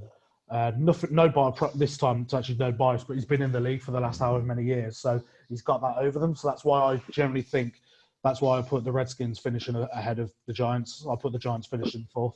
This is why it's a very smart move, moving Jason Garrett into an offensive coordinator, because you have that NFL experience right there of someone who wins and makes playoffs. So, yeah, you kind of have that balance. Maybe it's not Joe Judge kind of authoritative. It's maybe kind of more of a partnership. So I guess, again, that could be an interesting dynamic. Obviously, that could have been a move to bring him in as a safety net. Like, if Joe Judge flops, then we just move him into head coach. I mean, Jason Garrett is really good at clapping. I do think it will be a shootout for second between the Redskins and the Giants, personally. I think Redskins could surprise everyone because I think McLaurin's probably the best receiver in that division. In that division, personally. You think he's better than Amari Cooper? I do, mate. Yeah, I do. Don't sleep on him this year. I mean, completely agree with that. To be honest. Everyone slept on him last year, and he played for Ohio State, didn't he, with Haskins? Yeah. It's such a good thing to bring in somebody that is so used to playing with a quarterback. Got that chemistry straight away, ain't there? Yeah, and I mean, I'm really looking forward to seeing Haskins grow this year. I think last year he got put in a bad situation from the word go, and I think that he'll be working and pushing himself. And I think, similar to Daniel Jones, Ron Rivera isn't going to ask him to be Superman. He's not going to ask him to go out and win me games. He's going to ask him to limit the mistakes, not lose me games. Yeah, just do a job. Yeah. Exactly, and he hasn't got all the drama going on, has he? Like Cooper. No. So. I think we're all in agreement then that the Eagles are going to win the division. I'll probably say that's right. But if there's one team to run them close out of the other 3, who do we think it will actually be? Nobody. I don't think anyone's going to run them close. Nobody. No. If it was it all depends on how this quarterback situation in Dallas plays out. Like for me, because Wentz is by far the best quarterback in that division. It's not close, and if Dak decides that he wants it, then the Cowboys will finish second. If Dak decides he's playing, they're going to finish second. But if I can I think they'll challenge now. For me, like with what he's done already, like the dynamics are just fucked already. Like for me, like what he's done, he's just fucked the season. Yeah, damage is done in it massively. Yeah. It's not just Zeke. Like everyone's going to be thinking the same thing. Like who the fuck do you think you are? I mean, there's the questions, isn't there? Like, I Because mean, they play the sport, they know the statistics just as much as we do. They're probably sat there thinking, "You've done fucking nothing, mate." yeah, like I mean, well, 45 that's the nil, thing. Put the crack pipe down. That's the thing. When you're looking at, if you put Russell Wilson on that Dallas team, like, is it even a question that Dallas win that division? No. Like for me, Dallas win that division if Russell Wilson's their quarterback, and the geezer who's a quarterback for Dallas who doesn't have the same belief. Like we're not even questioning whether the Eagles are going to win the division, and that's with Dak at quarterback. So it's not the same thing, and he's asking for the same money as a quarterback that if we put him in charge of the Dallas Cowboys, they win the division easy. They're probably a Super Bowl contender. It's like you said, like he's shown his arrogance already. There is no way, like that he's not going to try and ball out and fuck everything. Like when there's opportunities to hand the ball off, he's not going to do it. Like Yeah, I think he could play a lot of hero ball, and I think that will screw Dallas over. massively. But yeah, I think he's really he's damaging his career. This. I don't Big understand. time. I really don't understand where it's coming from. Like all jokes aside, like I would love to know what his thought process is. so last Someone year, must be in his ear saying, Yeah. "You're good enough for this." Sean Mason, nice. last year he was getting, he got offered a contract by Jerry Jones last year for something like £30 million. This was before he was going into his contract year. And he said no to that because he said he's worth more than that, and that's not enough for his family to live on. 30 million a year. I mean, it sounds like it sounds ridiculous to utter them words. Like, and he said that he was going to prove himself to be a top 5 quarterback in the league in his contract year, and they didn't make the playoffs. They were bad against good teams. For me, he had no leg to stand on, and now Andy Dalton's there on $3 million for this season. Jerry Jones will have a look at that and go, "Well, he's probably won more games than you." I mean, Andy Dalton doesn't win playoff games either. He's never won a playoff game in his career. I'm with Miles on that though, mate. Like he's got zero pressure on him, really. Like you say, he's got pressure. He hasn't. He's getting paid $3 million. It means nothing. He pales in comparison to anything. Like he'll just see that as an opportunity, and he's got better players around him. Yes, I do understand that, but it's the difference in being under center in Dallas and Yeah, but I get that. But what has he got to lose? What has he got to lose? Here's the thing, Beeves. Like in Cincinnati, he essentially had to carry that team because they had nothing else. He doesn't have to do that because he can just hand the ball off to Zeke 60% of the time, and then throw it the other times, kind of thing. And who he's throwing to, okay, it's not AJ Green, but across the spread of the 3, he has 3 better options at least than what he had in Cincinnati. And let's not forget, last year AJ Green didn't even play, so he didn't even play have for him the last last 2, year. really. Exactly. But, no, so that's kind of harsh. Like, I mean, not saying I'm an Andy Dalton fan, but like, there's upside. I think when you weigh the value up. Yeah, $3 million against the Dak contract for me. Like, I mean, personally, if I'm Jerry Jones, like, I'm looking at Dak and I'm saying to yourself, look, I got somebody who's probably got more wins than you in the league. Like I think Dak's record is like in the league. He's like 3rd best amongst quarterbacks in the last since Dak's been in the league. There's only 2 quarterbacks that have won more games than him: Tom Brady and then Russell Wilson.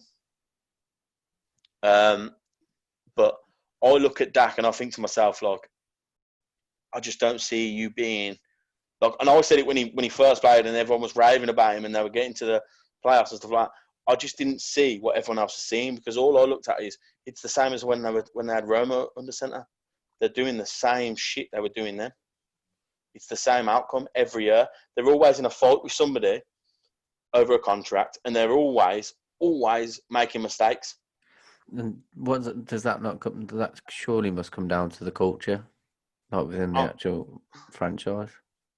I think it all stems from Jerry Jones personally. Yeah, Like maybe. the bloke's one of the most like he's their own GM. If they're going to sign somebody, it's on his terms and like A lot of people in Jerry Jones' family. I mean, I don't know if you've seen that All or Nothing, the Dallas one. A lot of people on the actual, in the front office, do seem to be like family members. And obviously, again, that's where you're going to struggle, aren't you? Really? Yeah, because how do you say no to it? Like, I mean, he's in control. He's giving them a job. He'll be looking at it like they're looking at it as like, oh, we probably owe him. We probably owe him, especially when it's family. And I think that he causes a lot of the problems that they're having. But this whole contract situation, he has offered more than enough money for a quarterback that can't win in the postseason. 35 million a year it was. And he's complaining because he wants a 4-year contract, Dak does. And they want him to sign a 5-year contract. And Dak said, I'd only sign if he was guaranteed to get 45 million in the 5th year. Yeah. Nobody's paying that money. No, nobody's going to pay that money. Like 35 million a year and you haven't won anything. You haven't won it. You've won one playoff game in 4 years. For me, like, if you don't win in the postseason, I ain't bothered how good you think you are. Postseason wins are the reason that you get paid. I think he feels like he's more important than Zeke to the team. Yeah, he does, Definitely, I think he feels offended. And that's where the he feels dynamics offended. are fucked. Yeah, he's definitely got a chip on his shoulder that Zeke got paid first. I think that's literally what it is. Yeah. Just out of interest, maybe a question more for Ed and Miles, not so much you, Mace, but taking the finances aside, would you take Dak? No, not personally. I probably wouldn't either. Yeah, like Not at the minute. I trust behind. Speaks volumes. Yeah. I'd take Wentz any day of the week. Oh, absolutely, absolutely. That wasn't the question. They ruined your question there, Nick, didn't they? Yeah, but that don't you think that just perfectly sums up Dak? Oh, absolutely. Look, I can't think of. There are obviously teams that you can think of, but can you really think of like what you'd class as a good team right now that would take him by Cowboys? And I'm struggling. I don't see who takes him. I don't see a team that looks at his record and goes, well, yeah, he's won a lot of games. Because as I said, he's won 40 games, I think it was. So he's like 42-24, I think his record stands at, right? But he's played the Giants and the Redskins in 16 games, and he's won 13 of them. So it doesn't paint the proper picture, does it, at all? No, like that's what I mean. I reckon maybe Especially the Panthers take him.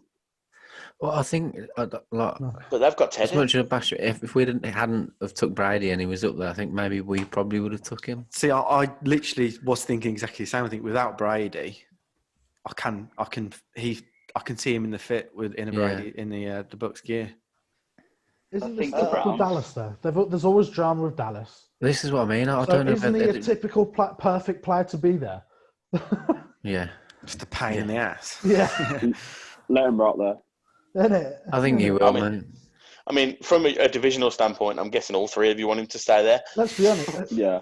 Who do you think's going to cave first? Do you reckon they cave first and meet his demands, or do you reckon he drops? Absolutely not. Jerry Jones is not caving to him. No, I don't. Jerry Jones is not caving to him. He's been in the league long enough, any Jerry Jones, to know, no one's bigger than. Well, let's be honest. Dallas is one of the biggest teams in the league, aren't they? Like they're a global name, aren't they? Exactly. Yeah. So I can't see him. If Jerry Jones caves, though, go on, Miles. What QBs are in contract years and possibly could be floating free agency next year? I don't know. Let's have a quick look. Jared Goff. This is rookie year. No, Goff's been paid. Baker Mayfield. Yeah, he's in contract year. Anyway. Surely they're not taking it. They wouldn't take it. Baker Mayfield's in a contract year. If that, I think Dallas would suit Baker Mayfield. See, I'm intrigued by Baker Mayfield. I want to see the kid from Oklahoma. What I mean. I think maybe he'd get that back there. I don't know, man. That swagged down the field.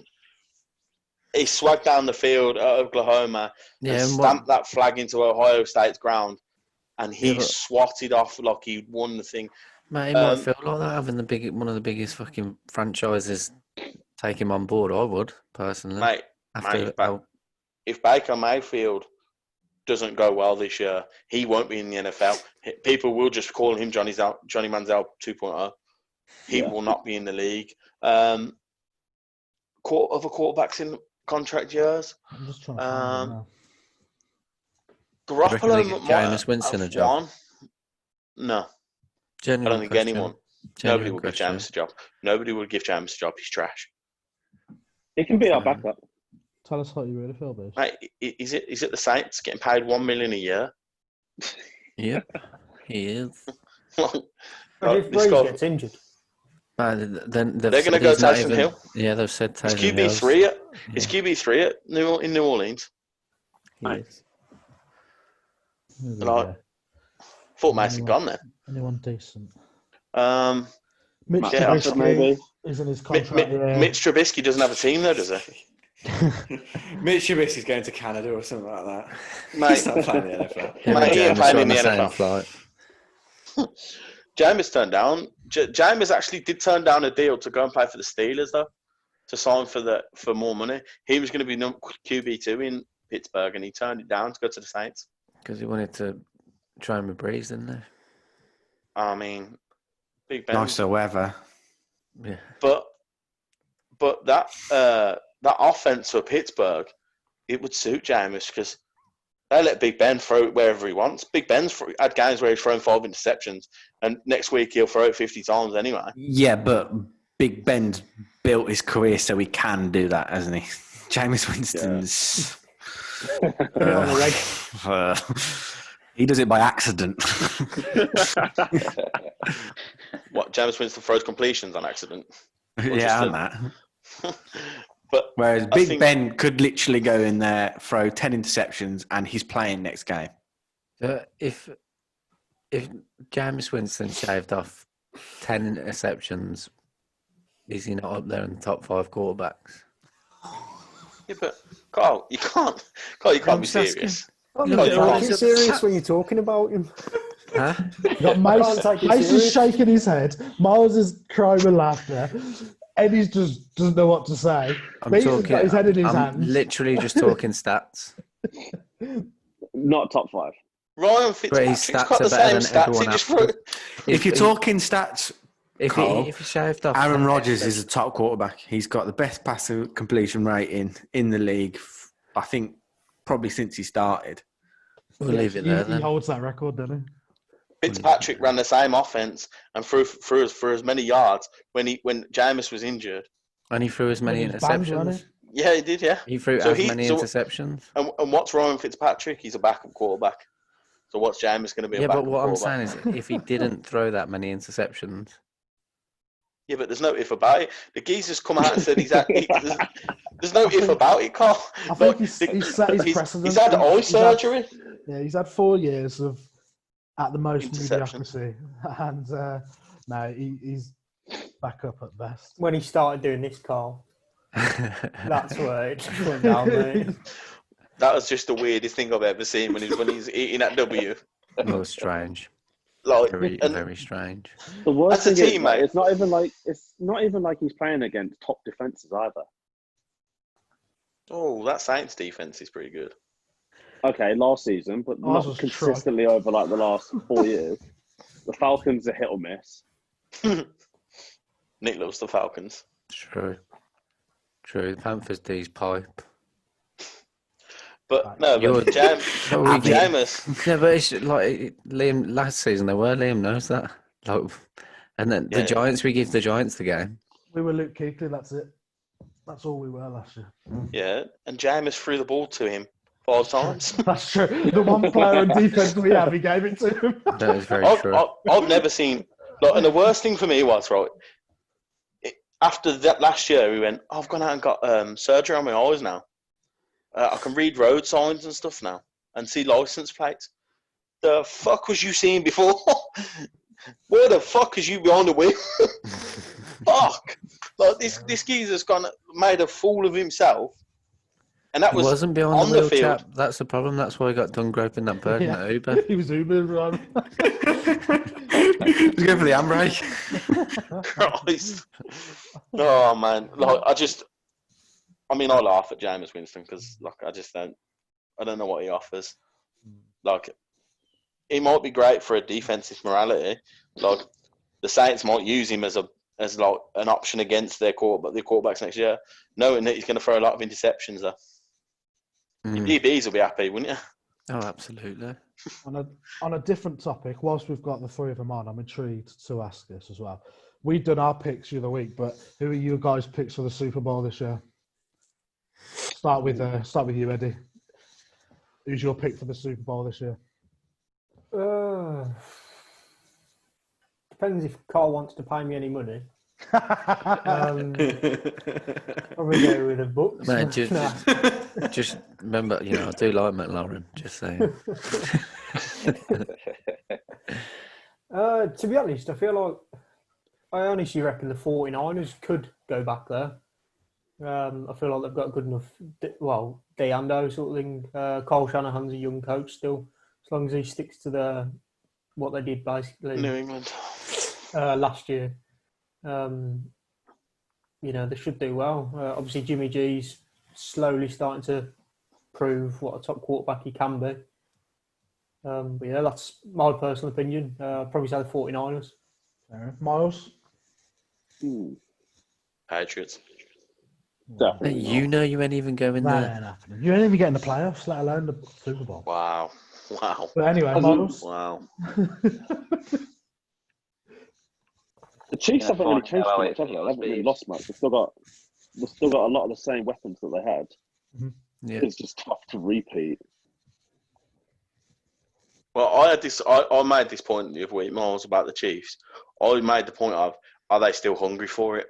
Yeah, that's the thing, right? Like, this is why it's so hard to repeat, like, in the NFL. Like, I think that's pretty much the main sport that you just don't see that. I think the Patriots are only the only repeat team that we've seen in the NFL in probably 20 years. Yeah. The Patriots. Patriots are good. Yeah, we are good. Yeah, that's my case. Were. Stidham's going to ball out, mate. You'll No, see. you'll have a good season. You'll have a good season. You know what? I'm going to go with the Saints. I think they'll be very pissed off from last season still. Mm-hmm. Obviously, you've got Breeze, Kamara, Michael Thomas. Like, I think there's just going to be too much of a point for them to prove that they got added Emmanuel Sanders as well, Miles. This is what I'm saying, mate. Like, I think they could be rogue this year. And then finally, Shawnee Mouse. I reckon the Bucks are going to do it, mate, unfortunately. I know Carl's sat there smiling probably, but I generally think they're going to do it. How much has he paid you? Walk me through it, nice. I actually haven't spoken to him at all. No, I promise you, mate. Like, I think you're underestimating probably how good Brady is. And how hungry he is. That's a serious offense. And their defense last year was probably underrated for how good it is. That Shaq Barrett is a serious player. So yeah, I'll give it to you, Carl. I think you're going to go all the way, mate. Oh, mate, that hurts. Yeah, I'm Okay, I hope so. That hurts a lot. Nick, you just wanted somebody to hope the Seahawks were going to do something. No, not at all. I'm surprised you didn't go put the Eagles on there then, mate. I was waiting for Eagles. Yeah, same. We were all expecting Eagles there. I do think it will be between us and them to get into the Super Bowl, but NFC Championship, Eagles versus Bucks. yeah, I think it will be close. Mace doesn't want to jinx it. That's all. He's just playing the mind. Exactly. You know how it is, Mark. You know. Mate, that's what Carl's been doing this whole time. What do you mean? Carl's doubting. You have a little bit of doubt whether Brady's going to be hungry, don't you? Not hungry. No, not hungry at all. Just physicality. That's all it is, and it's very, very minute. And that's just like I think anyone would for someone at that age that's been playing in the league for so long. At some point, you are going to drop off. I think he lets go of the ball too quickly, mate. That's why he don't get hit. Yeah. Like his release time. Bees probably knows more than me, but his release time is scary. like scary quick. And his pocket awareness as well. Obviously, he's a goat, isn't he? Yeah. He just. How's the O-line, though? How's the line? Mate, they picked up the best left tackle in the draft at 14. Like, it was a disgrace that kid was. That Tristan Wirfs is like 6 foot. What is he called? 6'6" or 6'8"? Yeah, ridiculous. 300 and something pounds and runs a fucking, what was it? 4'8", 40. 4'8", yeah. And then jumps out of swimming pool. Mate, yeah, Miles. Just jumps out of swimming pool. Box jumps out of a swimming pool, bro. That's disgusting. Mate, you've got with water in the swimming pool. Yeah, Miles. I'll send you the video, bro. It's scary. It's frightening, isn't it? It's scary. The geese is an athlete. And when I look at it, and I think to myself, like, they're going to be protecting him the best they can. And Miles, you got to remember, Gronk is now there. Gronk will block. But again, how fit is Gronk going to stay? Because when was the last time he had a full season? Yeah, that's what we've said. That's what we've said this for the last few weeks.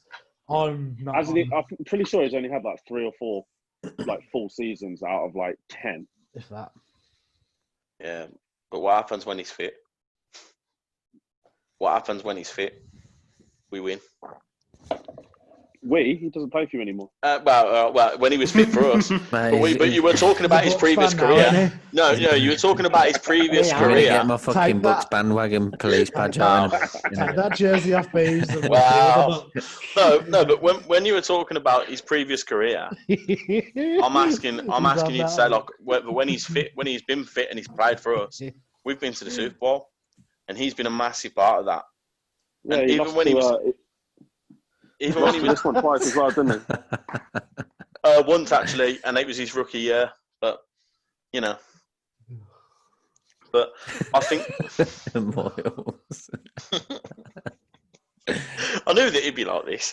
No, but so along the same lines as Liam, like, obviously Liam's asked you about who you think's gonna win the Super Bowl. We had a question about Brady actually. Like, who do you think it's a bigger year for, Brady or Belichick? Eddie, you can go. Sorry. I feel like Brady, if anything, because obviously I know, like, it's hard to just replace someone as, like the GOAT, like Brady. Whereas Bill's obviously still got the team. He just needs to add a quarterback. As I said, I'm not saying someone's going to come in and do exactly what Brady did. But I generally just feel like Brady's probably got a bit more, not to lose exactly, because we all know he's good. Well, how good he is, but obviously there's that slight thought that what happens if this is the end of Brady sort of thing. He has a dreadful season. Do you think because of the offense he's now got, the players he's got around him, there's more he's got to succeed because of the weapons he has? Yeah, I mean, obviously look how good even just having you chuck Mark Evans in. Let's be honest, nearly every team would have someone like Mark Evans in their team. You throw the ball up, he's coming down with it, isn't he? Yeah.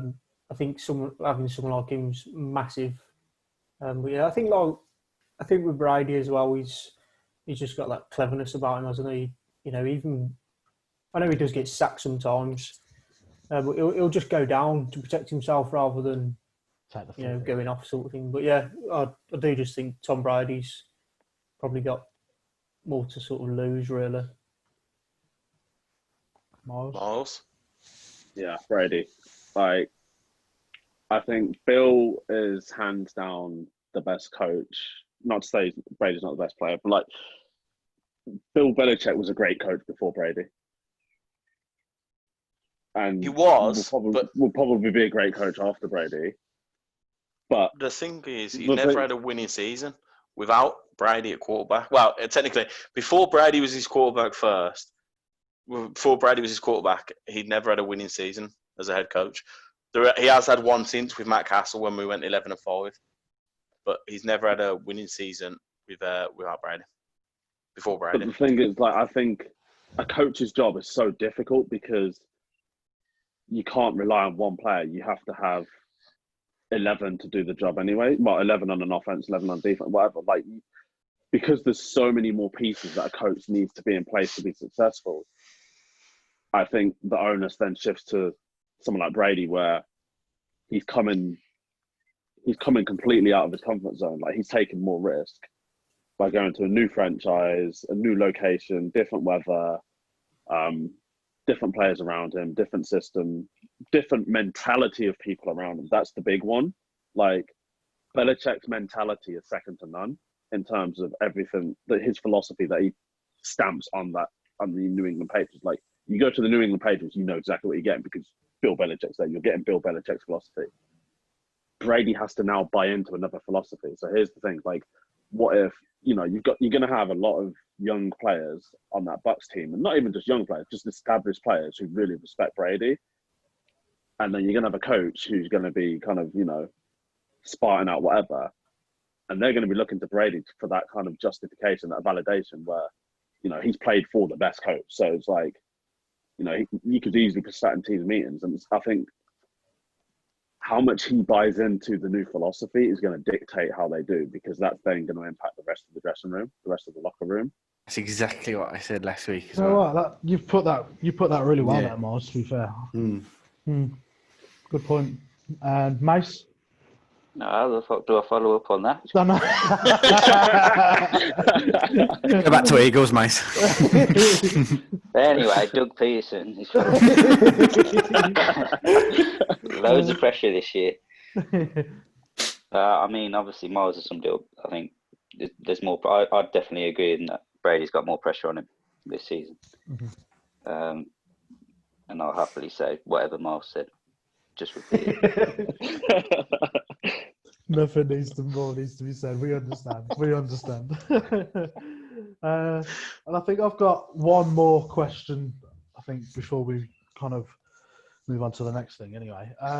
We also discussed this again ourselves the other week, is who if anybody, do you think will be the dark horse this year?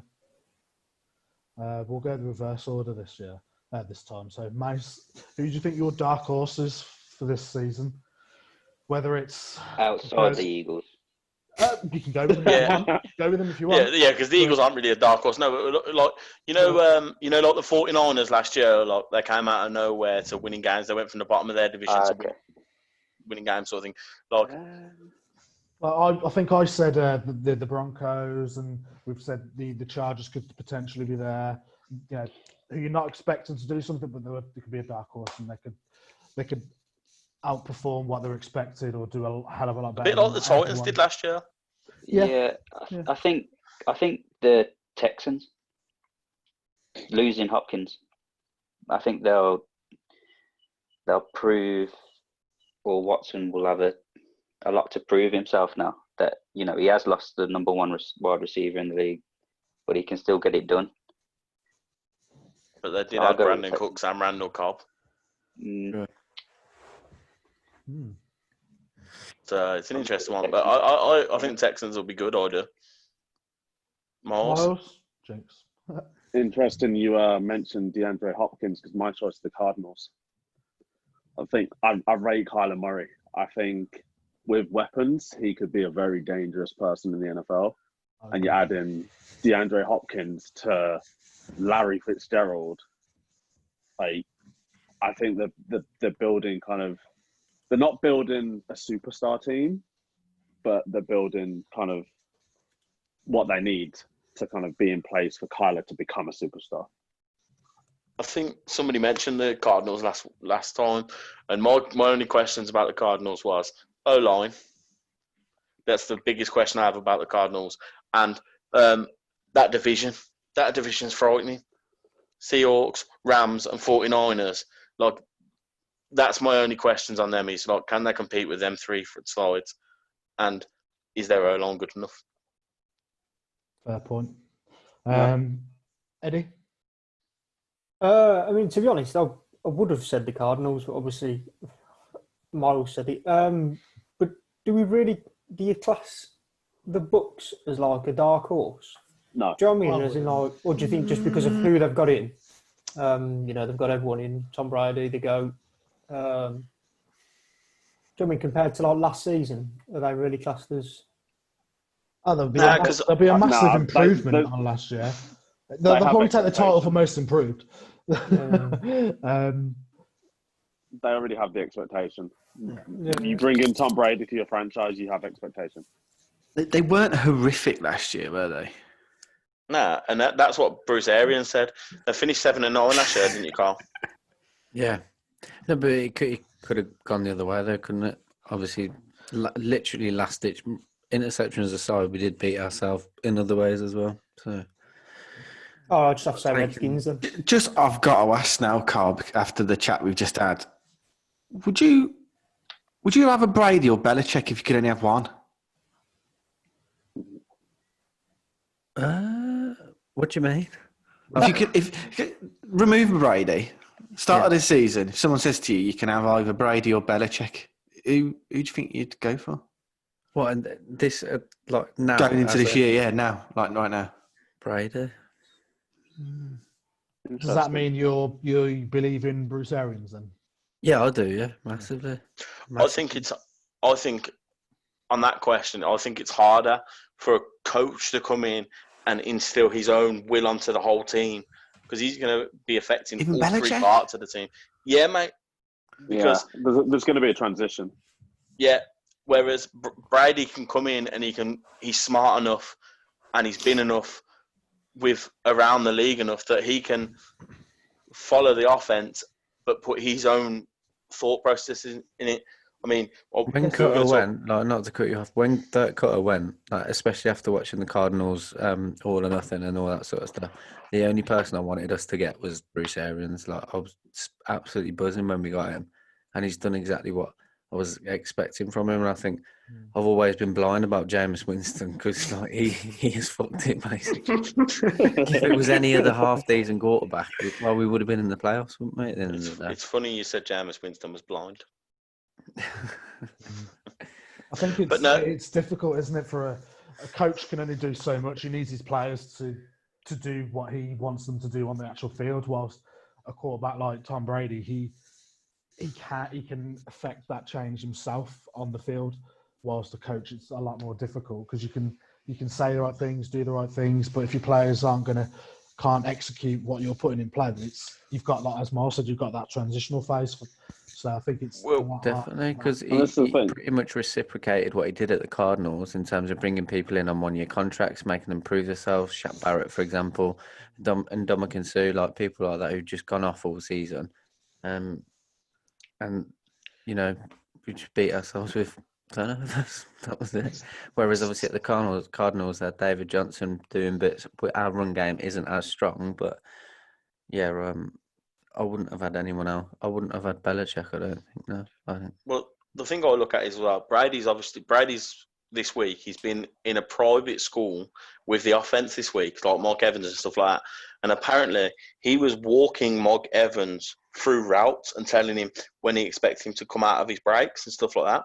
Hey, there was stuff like Brady was playing guard and stuff like that. Yeah, mate. But and another thing for Brady, another thing about Brady is Brady had his helmet on and shoulder pads on.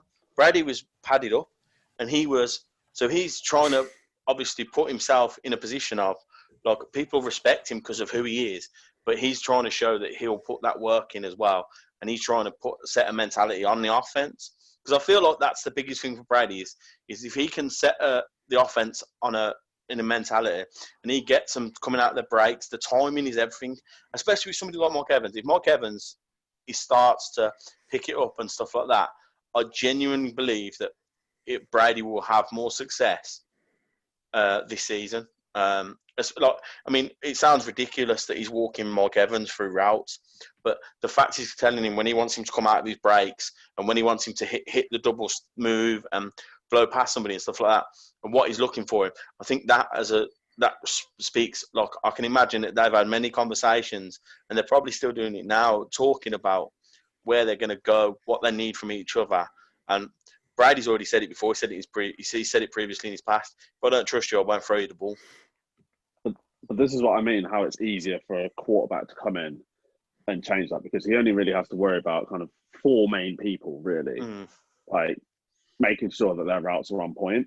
So if he has to go back to basics, then he can. Whereas if Belichick was to come in as a coach, he has to change the whole roster's way of thinking, kind of thing, and having to assess 60 players versus assess like 8 players is a lot easier, kind of thing.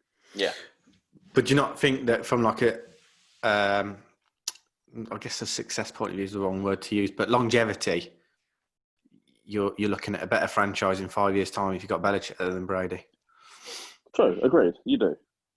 But does Belichick have 5 years in him?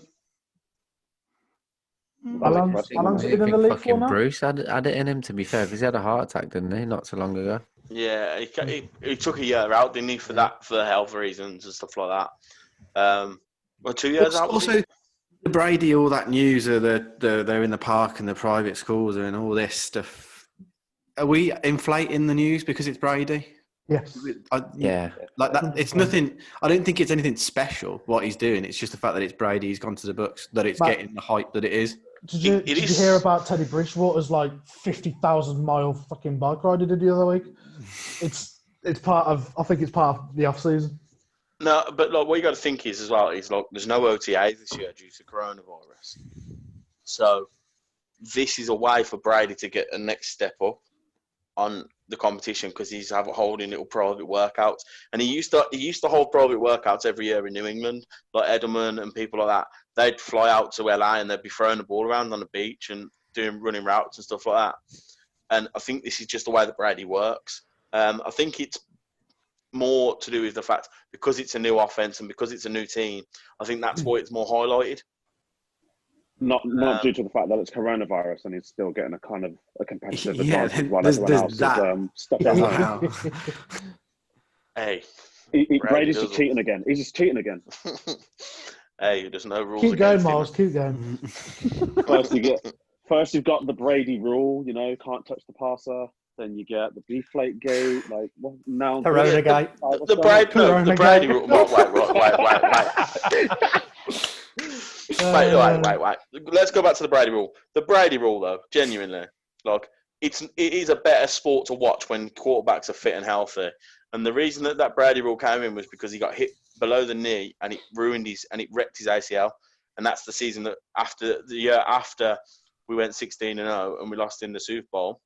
That was the season after when Matt Castle played quarterback for us because Brady in one of the first games of the season got his knee blew out. And it's a better sport to watch when quarterbacks are fit and healthy. You think about how many times people would have hit Wentz in the knee if they were allowed to, because it was helmet on knee, which what did Brady. Imagine how many times quarterbacks had missed games through the season because they'd be getting dirty hits on them and stuff like that.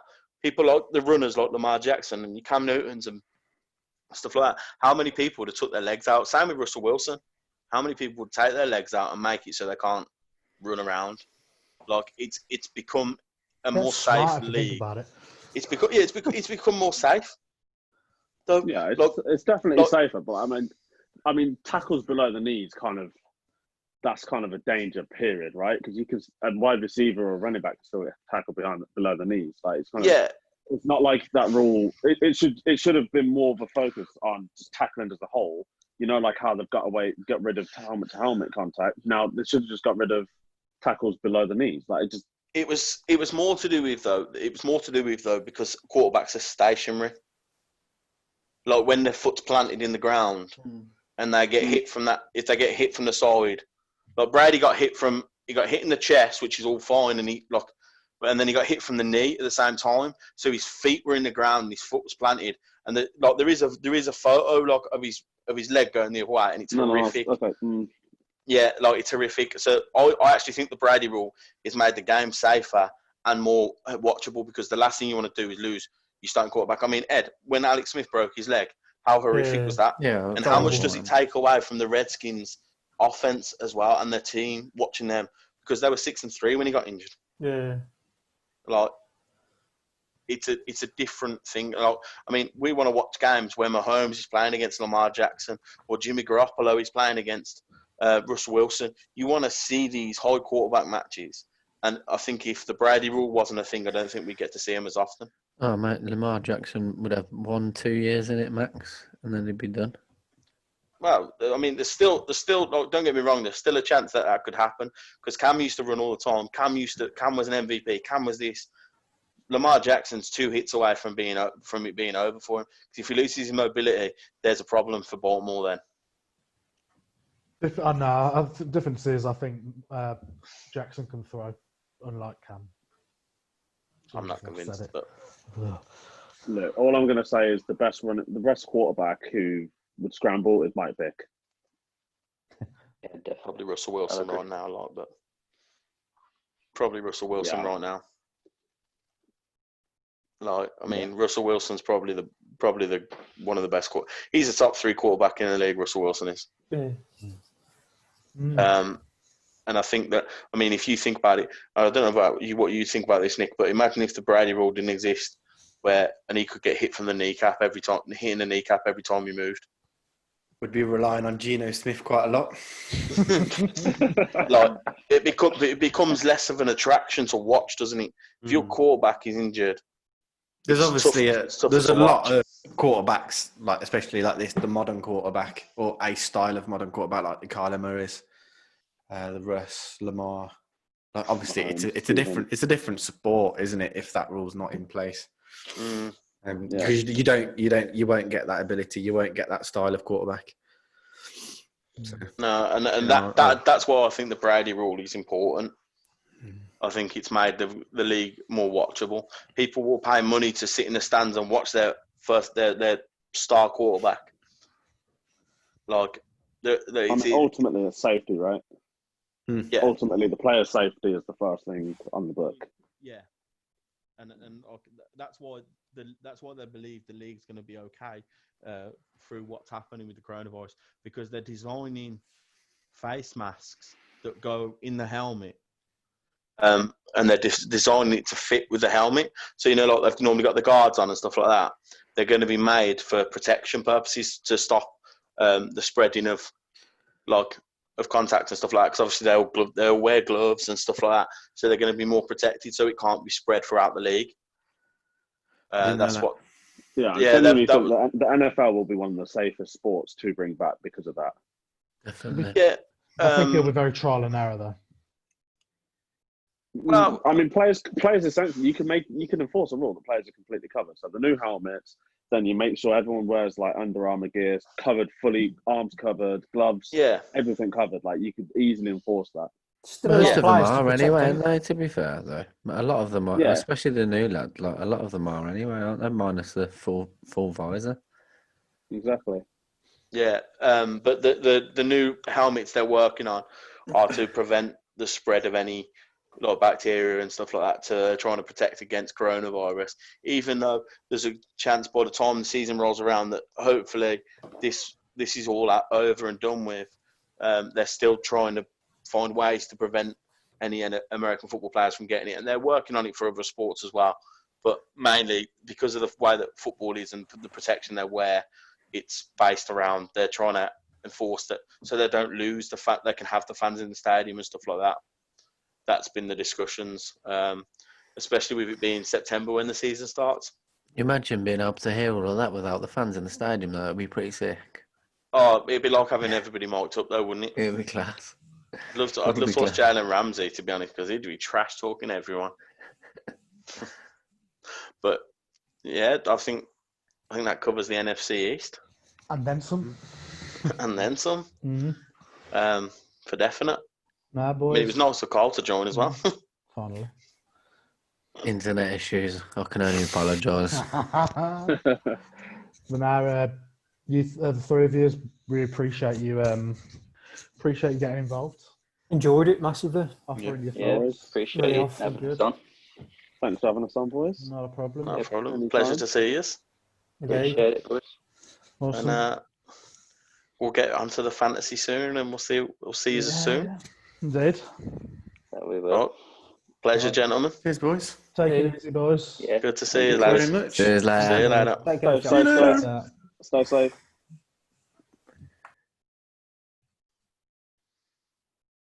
And we're back to 4. Yeah, Nearly. that's good. Yes, I enjoyed that. There we go. MJ's trying to hold on. I enjoyed that. enjoyed that. It was good getting their take on It was. their own seasons. I think we could all. I feel like I speak for all of us. Like I say, we could easily slate at least 3 of the teams in that league quite easily. I thought we were quite soft. I don't know. I don't know. I think that I think it's good to get their thoughts on other parts of the league as well, which is like it's not just like we don't want to seem like we're enforcing our thoughts on people. Like it's nice to get other points of view. But no, I think that moves us on now to the final bit, which is the news of the week. So, Bieber, I'll let you. We've mentioned we've gone through a couple already, but we've gone through a couple, which was obviously Brady in the park and Brady in the school, and the Dak Prescott contract. There are a couple of other bits of news that I forgot about. Aaron Rodgers has this week came out and said he doesn't believe he's going to finish his career in Green Bay after they drafted Jordan. I saw that. Yeah. Interesting. Which he did his press conference, didn't he? Like last, was it the beginning of the week or something? I think it was. Is that just Aaron Rodgers being Aaron Rodgers? I think that's just Aaron what Rodgers. I just chalk that down to Aaron Rodgers being Aaron Rodgers. That's Aaron Rodgers telling Green Bay that he's offended. They drafted the quarterback in the first round, and him creating more drama. It's one of those reads between the lines, isn't it? Like I watched his press conference, and he said all the right things for a starting quarterback in terms of he was happy that they brought a new QB in. He acknowledged that he was in the same situation with Brett Favre a few years ago. He acknowledges that he's been in touch with them and he's looking forward to work. You know, all the right things that you should say as a professional. But then he obviously says the things that Beaves has just mentioned, where you're thinking, you probably didn't need to say that, but he did, and he doesn't think that he's going to be. He just, as it stands, he doesn't think he'll be seeing out his career at Green Bay the way he wants to. I mean, he'll probably end up at the Bucs next after Brady retires. He probably would. I think it might be an ongoing trend. Mate, I don't even know how Carl would react to that. Tampa Bay is the new retirement village. Yeah, that's what it is. Well, it is, isn't it? Well, people do go to Florida to retire. Yeah, that's actually true. So it seems NFL players are doing the same. Another bit of news this week is the high rumours of Antonio Brown signing for Seattle. I haven't actually seen this one at all. Have you Apparently, not? Russell Wilson has been pushing it as well. But it's not going to happen. We couldn't afford Devontae Freeman, and he wanted. I think we offered him $4 million. He only wanted like 10, didn't he? No, but I think what you have to realise with Antonio Brown is, though, mate, is you ain't going to sign Clowney, but Antonio Brown hasn't got a leg to stand on. If he wants to play in the football league, that is very true. Yeah, his stock is very low at the minute. Like Myles Garrett, like we were saying like a few episodes ago, like a couple of them. There's a couple of really good players, but we've got really low stocks at the minute. I've seen rumours about him getting traded as well. But Myles I mean, Garrett. I only saw the news because it was like Russ Wilson came out and said, "I want to play with. I want Antonio Brown to come here," and I feel like everyone just completely lost their shit once they saw that and was just like, "Fuck, he's actually coming. He's gonna come. Oh my god! Yeah. It's like people are trying to talk it into existence. Nobody panic! Probably one of them moments. So, but yeah, I mean, it goes without absolutely saying. I think if we were to get Antonio Brown, and let's face it, he'd only play 2 games because then he'd go and headbutt somebody or chin some, go out and do something stupid. Up again. But if we did, fuck me, what a receiving core we've got. Oh, yeah. My concern with Antonio ridiculous. Brown, and I think I've voiced this to you boys before. I'm not sure if I've mentioned it on the podcast.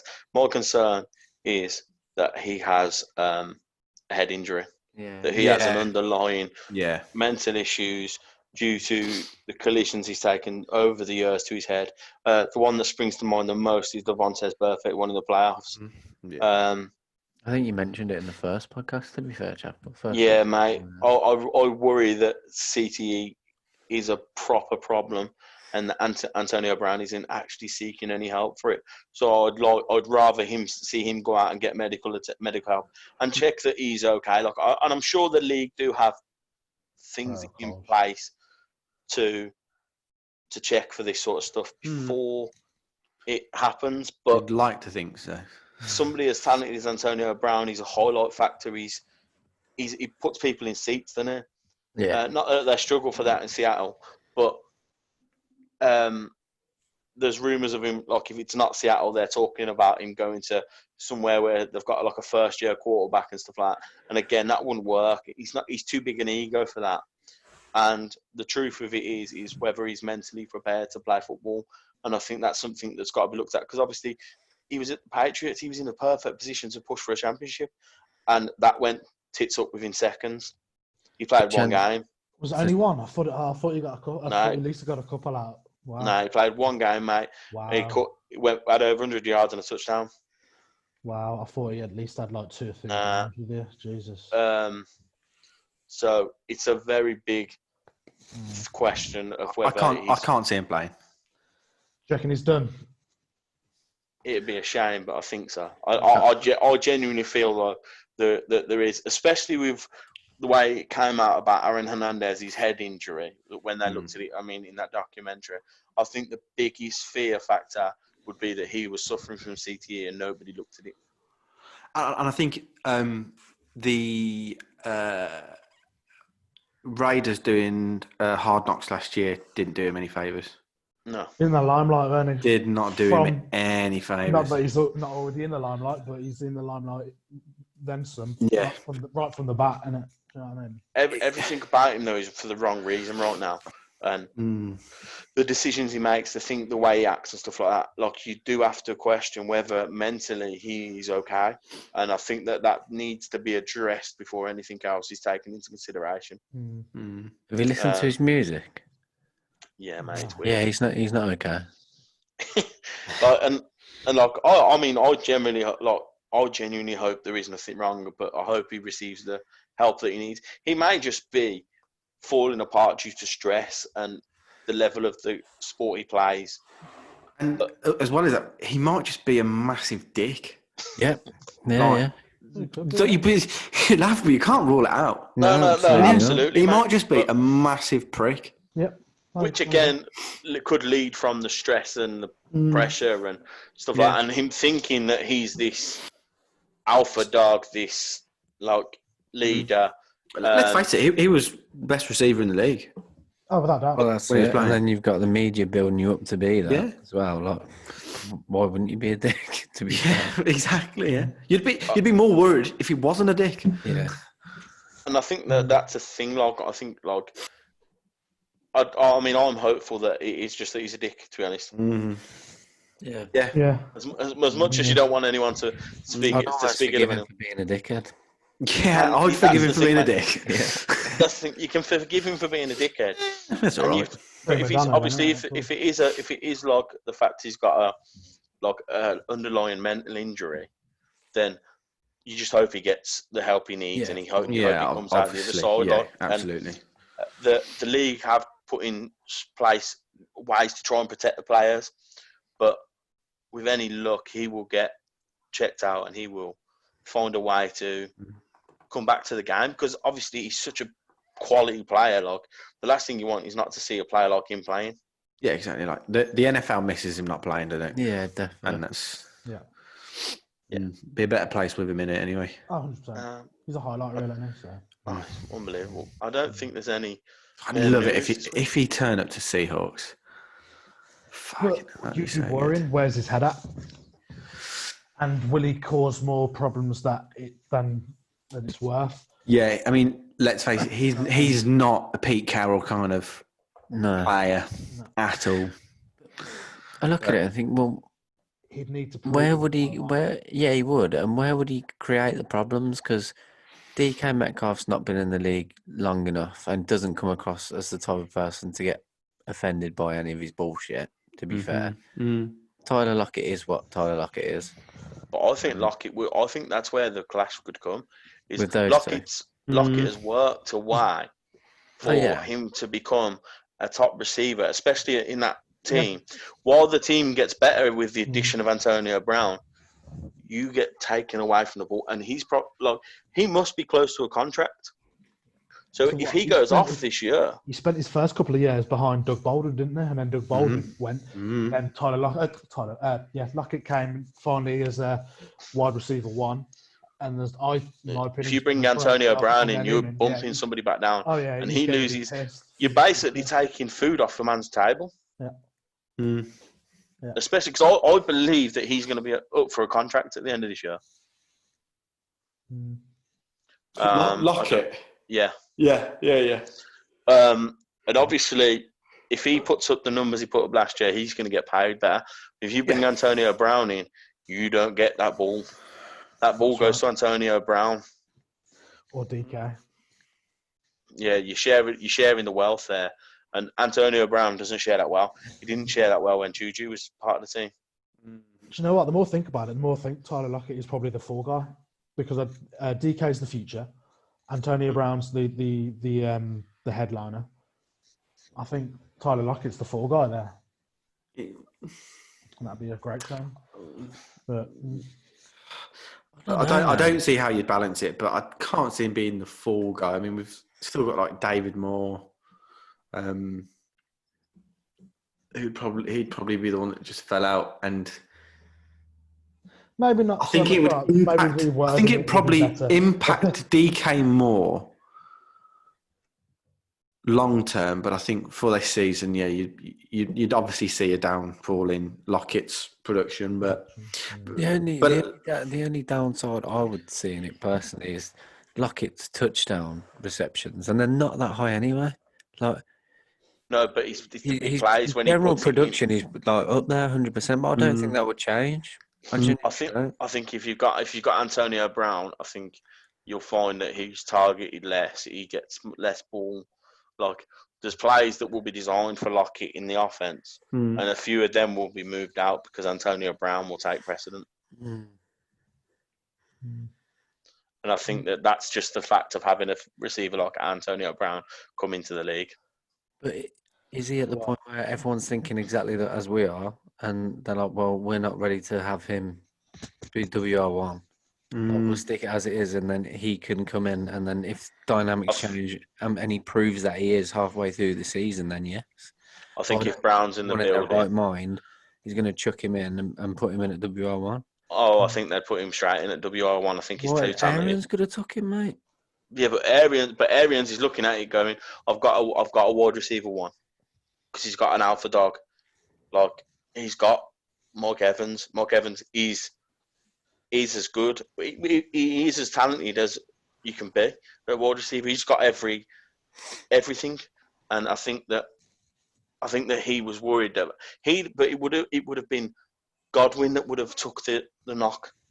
There. But he would have took that well. But do you not think that, Carl, you said before, and Godwin a bit outspoken, so 100%. Like I've already got that character. Definitely, like those two, it would have been a fucking nightmare. Yeah, an absolute nightmare. I think Brady would just be like, "Don't get him." Yeah, I can imagine that Brady said. I can imagine that Brady said it ain't worth it. Like we can win with this, but Bruce.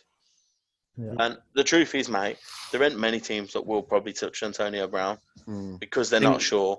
Like you were about to say, maybe the Browns.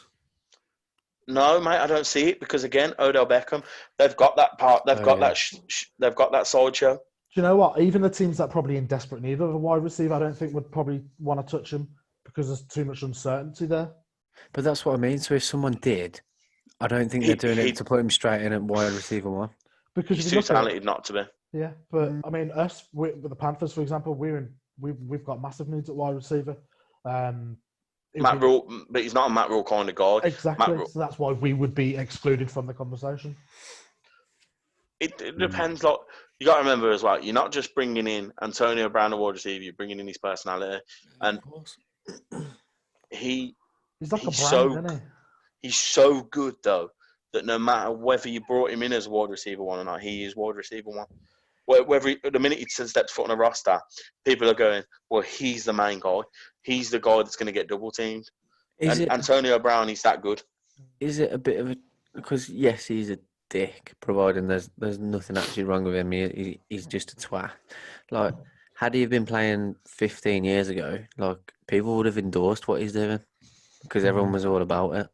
Do you know what I mean? Do you Antonio think the Brown. league has become a bit censored? Antonio Brown is the reason that Le'Veon Bell left the Steelers. But that was just a complete and utter clash of personalities, wasn't it? And it was because They were and the it was same because person in two different positions. yeah, because they were like, well, I'm the alpha dog, no, I'm the alpha dog. Like that, that was a problem. And I think you'd get that problem at a lot of teams where wide receiver one is already there. Mm. Whereas I think Lockett wouldn't speak out about it. I think he'd be upset that. I think he'd be annoyed, but I still think that Russ manages them effectively. I think that's why I genuinely wouldn't see an issue with him being there. Yeah, I think that's why. Although Russ I don't wants him. see it, if it did happen, I could see it working. The more I think about it, the more I think, yeah. I also think that it could happen. There's more chance it could happen at Seattle because Russell Wilson knows that Antonio Brown puts him over the top on the next edge. Puts them to the next level. He puts them back in the Super Bowl question. 100%. And that's the truth. And the truth is, mate, the truth is, if he went to Green Bay, you'd be like, well, they're in the Super Bowl contention. They're going to win the Super Bowl. If he went to the 49ers, you'd be thinking he's gonna go wild. Like, and that's the truth is, wherever you put him, he puts that team on that next level. A lot of places he'd make them a Super Bowl contender. Mm. Speaking of that, actually, there's rumours going around that Odell Beckham is going to get traded before the start of the season, and there's talks that he's going to go to the 49ers. Fuck. Wow. I don't want to see that. No, I don't either. I mean, like, he ends up at the 49ers. It could go bang. Like, they could be unbelievable. Wow. Do you know, I'm going to say something now. It's more or might be like, oh, fuck me. I don't think Beckham has played with a quarterback that has actually wanted to fully utilise him. No, he hasn't. Like, Manning couldn't do it. Manning was the wrong side of his career, though. Yeah, which I totally agree with, and that's why it's a bit of a hazy one. Baker was not. I don't think. But yeah, Baker just hasn't been good enough. Yeah, I don't think Baker Mayfield can string a conversation with him. I don't think they must just struggle. Some form of chemistry, they just struggle. So the Giants, when the Giants traded him to the Browns, we tried to trade for Antonio Brown for Odell Beckham, and they refused to trade. They refused to trade Odell to us. Yeah, which is understandable because if Odell Beckham joins Brady and the Patriots, he probably wins a ring. 100%. 100%. Yeah. And if he goes to the 49ers, he probably wins a ring. There's a couple of teams, I mean, like, now, the one team that I look at and I think to myself, well, if they made a trade for him, it'd smack the Giants in the mouth and he'd stand a good chance of winning a ring. If he went to Philly, somebody like Odell, like they're on about like that maybe he might move to like a small media market and just go off. Like he could go to Green Bay, he could go to while San Francisco is obviously big, where with the Rams and the Chargers being in LA now, it takes a little bit of limelight off them because it's San Francisco, and then you've got obviously the two teams in LA. You've got the Raiders in Vegas, like 49ers, and other teams like that. Like if he goes to any of them, you are looking at a powerhouse. I think wherever he goes, though, you're looking at a powerhouse wide receiving core, aren't you? Wherever he goes. Would love to see him at the Steelers. Don't know why. I'd love to see He's on his Ben way thrown to next to him. Tampa. I don't think you need him down in Tampa. No, you imagine it, right. it just wouldn't work, would it? No. I reckon to get him from the Browns, if it was the Bucks, they'd have to trade Godwin. I don't know, or might even be Evans. No. You don't. Like I'm saying, if they wanted him, it would be almost like for like, wouldn't it? I think Evans is amongst he's basically untradeable. He is the best no matter who it is in the league right now. 100%. Mate, the best comparison to Mark I think Evans he's the most underrated. I think the best Of the best, top 10, maybe. I'll say that.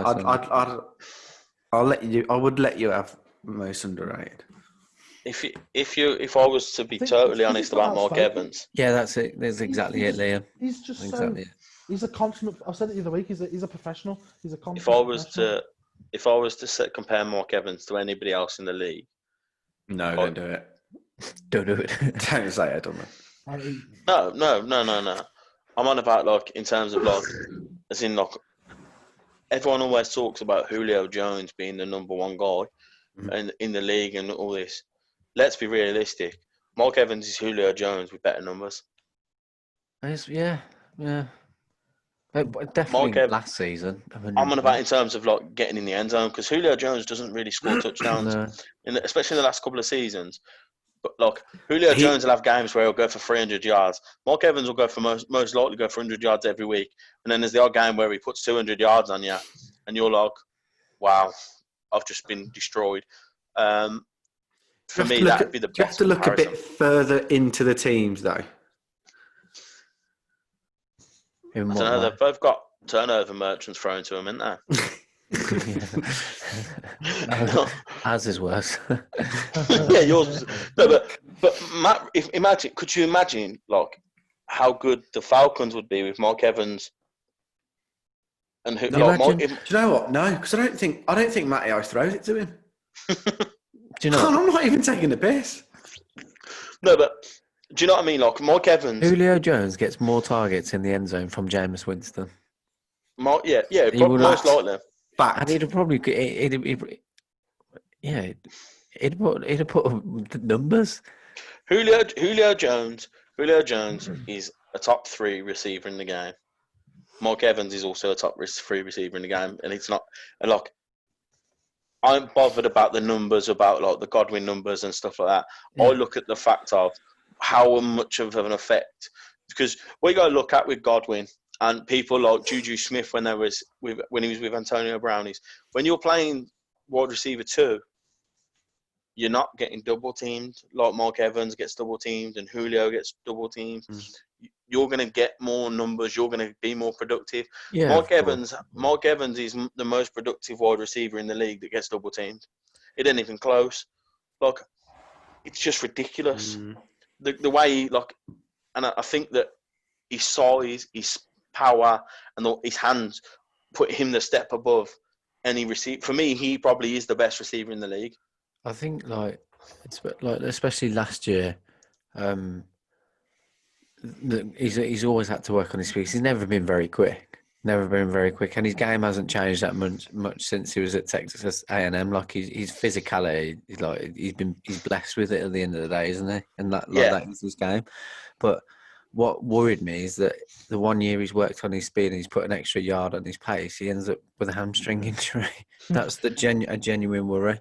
I think that an ongoing injury. But I also think though that that's not how he's going to be used with Brady. No, I don't. Oh, I hope not. Brady ain't going to because he's not a deep threat, really. No. Well, he is if it's an air ball. Yeah. And the truth is, what you'll see from Mark Evans is, this is why I believe he's the best in the NFL, is because Jameis throws the ball up to him, and Mark Evans will come down with the ball, regardless of whether it's double or triple coverage. He has beat people over the top before. Because he's a great route runner, and I think his intelligence is growing every season. He looks like a more accomplished player, and he, for me, is the reason he's the best in the league is because not only does he put the numbers in terms of yards, it's touchdowns as well. Yeah. It's the touchdown, and And that's where Julio. An invalid thrown to him. That's where Julio. That's where Julio. The questions are always about Julio. Is he going to score? Surprises me because He's a big-bodied receiver as well. Yeah, I was going to say they're very. Who's he got throwing to him? No. But Jameis Winston was throwing to Mark Evans. But this has been my argument. Like, you've got more accomplished QBs in the league that have similar players, and Julio Jones' stature is very similar to Mike Evans, and he doesn't get the ball in the end zone. Julio Jones at the Patriots is and would have been the best receiver, hands down, for the last 3 years. Yeah, I don't dispute that at all. I don't think you can. I don't dispute that, but I also look at it and go, Mark Evans at the Patriots for the last 3 years is the best receiver in the league. Mm. And I'm saying that Mark Evans. I hate to come back to it, but it's Matty Ice. Mm. Julio Jones will. Do you know what? It's not even that I hate him. It's just I don't think he's very good. And that's literally all it is. And you look at all the stats, and do you know what? I always think, whenever you look at a stat for a quarterback, anything, Russell Wilson's top 3. Anything that you look at, whatever metric you use, Russell Wilson's top 3. Matty Ice is never top 3. Never. Never. From when? And he's got the best, and he has technically got the best receiver in the league. Apart from when they went on that Super Bowl run, Matty Ice was exceptional. It's one year.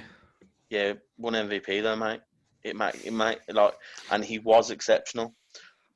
Don't dispute it. But I bet you, even in that 1 year, statistically, Russell Wilson weren't far behind, and he would have been better in a lot of the metrics that you use to judge how good a quarterback is. I feel like this is more to do with the fact that Russell Wilson hasn't won an MVP yet, and it's a disgrace that hasn't happened. But it is a disgrace. It is, to be fair. Yeah, I'm just saying, but even Julio Jones with Russell Wilson throwing to him is a better Julio Jones than the one with Matty Ice throwing to him. Yeah, but I also look at it and I think to myself, Julio Jones has games where he just in-arsed. But do you think that's because he's got Matty Ice Ryan behind him? Yeah. Genuinely, it might be. There might not be that chemistry anymore. Honestly, you watch some of the games. Julio Jones is free and doesn't get thrown. Look at his body language. He's like, "What are you doing, man?" I think I tell you something you might notice this year, Carl, and this is something that Brady has done throughout his career. If Brady gets the matchup he wants, if he gets Mike Evans one-on-one on the outside, he ain't bothered who the cornerback is. That ball is going there, and it's the same with when he has Gronk one-on-one. In the Super Bowl when we beat Seattle, sorry, Nick. Brady got Gronk one-on-one on Richard Sherman at the back corner of the end zone. That ball was going nowhere else, and he does the same with Edelman. If Edelman he did it against the Rams. If Edelman was every time Edelman was one-on-one, he got the ball, and that's the difference between I think with Matty Ice and Julio is that when Julio Jones is one-on-one, Matty Ice don't always look to throw in the ball. He looks for the receiver that's probably the hot route out of the playbook rather than he looks at it and goes, "Oh, he's one-on-one. He can have it." Yeah. And that's what you'll see from Brady this year is if he gets the match if he wants, and if he gets at Mark Evans or Gronk or Godwin one-on-one, he will exploit it. And that's the way it's always been. But, I mean, we've gone off a little bit there, but... Yeah, it happens. It happens. I don't think there's anything else I've missed in terms of news. I just wanted to cover the rule, the onside kick rule. Oh, yeah, this is an interesting one, actually. Potential. It's been proposed and voted on Tuesday. Tuesday. Wednesday, sorry. Is it Wednesday? Wednesday, 20. There's an interest. So this is an interesting one. So that's because obviously the onside kick, there's no real way of getting the ball back, is there? Like, especially with the new rules where you can't move or anything like that. So they've changed the rules. Well, Now, thinking of it. no, but because they changed the rules, there's like, I think like 13%. I don't like used to be the normal, but now it's less than that Yeah, for a recovering an onside kick or something like that. It's onside ridiculous. kicks have been recovered 10% rate over the last 2 seasons alone. Which, See, think about that's a really quite a low percentage. And this And boils it's down to the NFL always wanting to be competitive. So their new play, their new idea is if you're going to go for an onside kick, you start at your own 25, and it's basically one play, and it's classed as like 4th and 15. That's right. So you're starting, so you've got to make 15 yards in one play. That's the vote for this week. Do you know what team pitched that? I don't know. It was the Philadelphia Eagles proposed that, apparently, that rule change. And as you said, they start on their own 25. Starting your own 25. Sorry, I was a bit away with it then. Explain it again. So basically, Instead of the onside kick. instead of the onside kick, you start on your own 25-yard line, right? Yeah. And it's 4th and 15. So you've got to get 15 yards in one play. And then, got you. Apparently, Interesting. if there's a defensive penalty that would yield like an automatic first down, then the offense would retain possession and get to carry on as normal. From that specific position. Yeah, so basically, like, if you make the 15 yards, if you make the 15 yards, you're basically got in control of the ball again. But I'm saying, like if you're going for the 4th and 15 and then you've got a penalty against you, yeah, can they then add yardage onto that as well? So you so if you like fucking on their 15 yard line, it's basically a normal play. Got yeah, you. and they from just read it here. Should an offensive penalty occur to create a 4th and 25, 4th and 20, blah blah blah, the team also cannot change their mind. Wow. Have a normal kickoff. So once they've committed to doing this, that's it. 4th and 15, they've committed to that would be fucking. I can't wait to see that if that gets passed. See, it's interesting, isn't it? I think. I think that rule change. This is about the NFL making things competitive across all parts of it because it's not working. So the reason they changed the onside kick rule originally was because of safety concerns for players because they collide a lot. So they were moving space as well, isn't it? Yeah, so they were moving it back. So they decided to change the rules slightly. So there was less injuries, and obviously because it's not worked as they liked it to, because now nobody converts them, so basically a waste of time. This is a rule change that's been proposed. Imagine that to tie a game for the playoffs, to go to OT for the playoffs. Oh my god! One of the things they're proposing, incredible, shit or bust big time. Yeah, apparently a team doesn't have to be trailing either to use the onside kick. So no, but you can only use it. You can only use it two. You can only use two. One at the end of the game and one at any point during the game. Where is it? I've just read that bit. They can use it twice per quarter. What? No, see, I read it. I've heard different to that. What I've heard is you can use it twice per game. Because twice per quarter seems quite a lot. I'm struggling to get my head around what was wrong with the original rule. The onside kick? The ball didn't get turned over enough, apparently. basically, there's no way to win. They're saying it was boring. Yeah, they were saying it's not competitive enough. There's no way for because of the rule changes they made for the safety reasons. Their concern is that it's now not competitive enough, where teams basically can't win if they're down. They're trying to make it more of a competitive edge. Here we go. I found it here. You can use this twice in any quarter. Wow, that seems like a lot. That seems a lot. But think about it though. When are you ever going to see an onside kick in the first quarter, second quarter? Yeah, but the thing is, the point is you can though. So you'll see it twice in the fourth quarter, probably. But I've seen. But your success rate is potentially going to be higher. So why would you not? I've seen teams. You're almost getting 5 players. The Indianapolis Colts used to do this all the time. They used to do it at any quarter. The Saints did one at the kickoff of the second half of the Super Bowl. If you imagine you've just scored a touchdown. Patriots did it in the first kickoff of a game once, and recovered it. We just tapped it down the middle, and Gostkowski picked it up.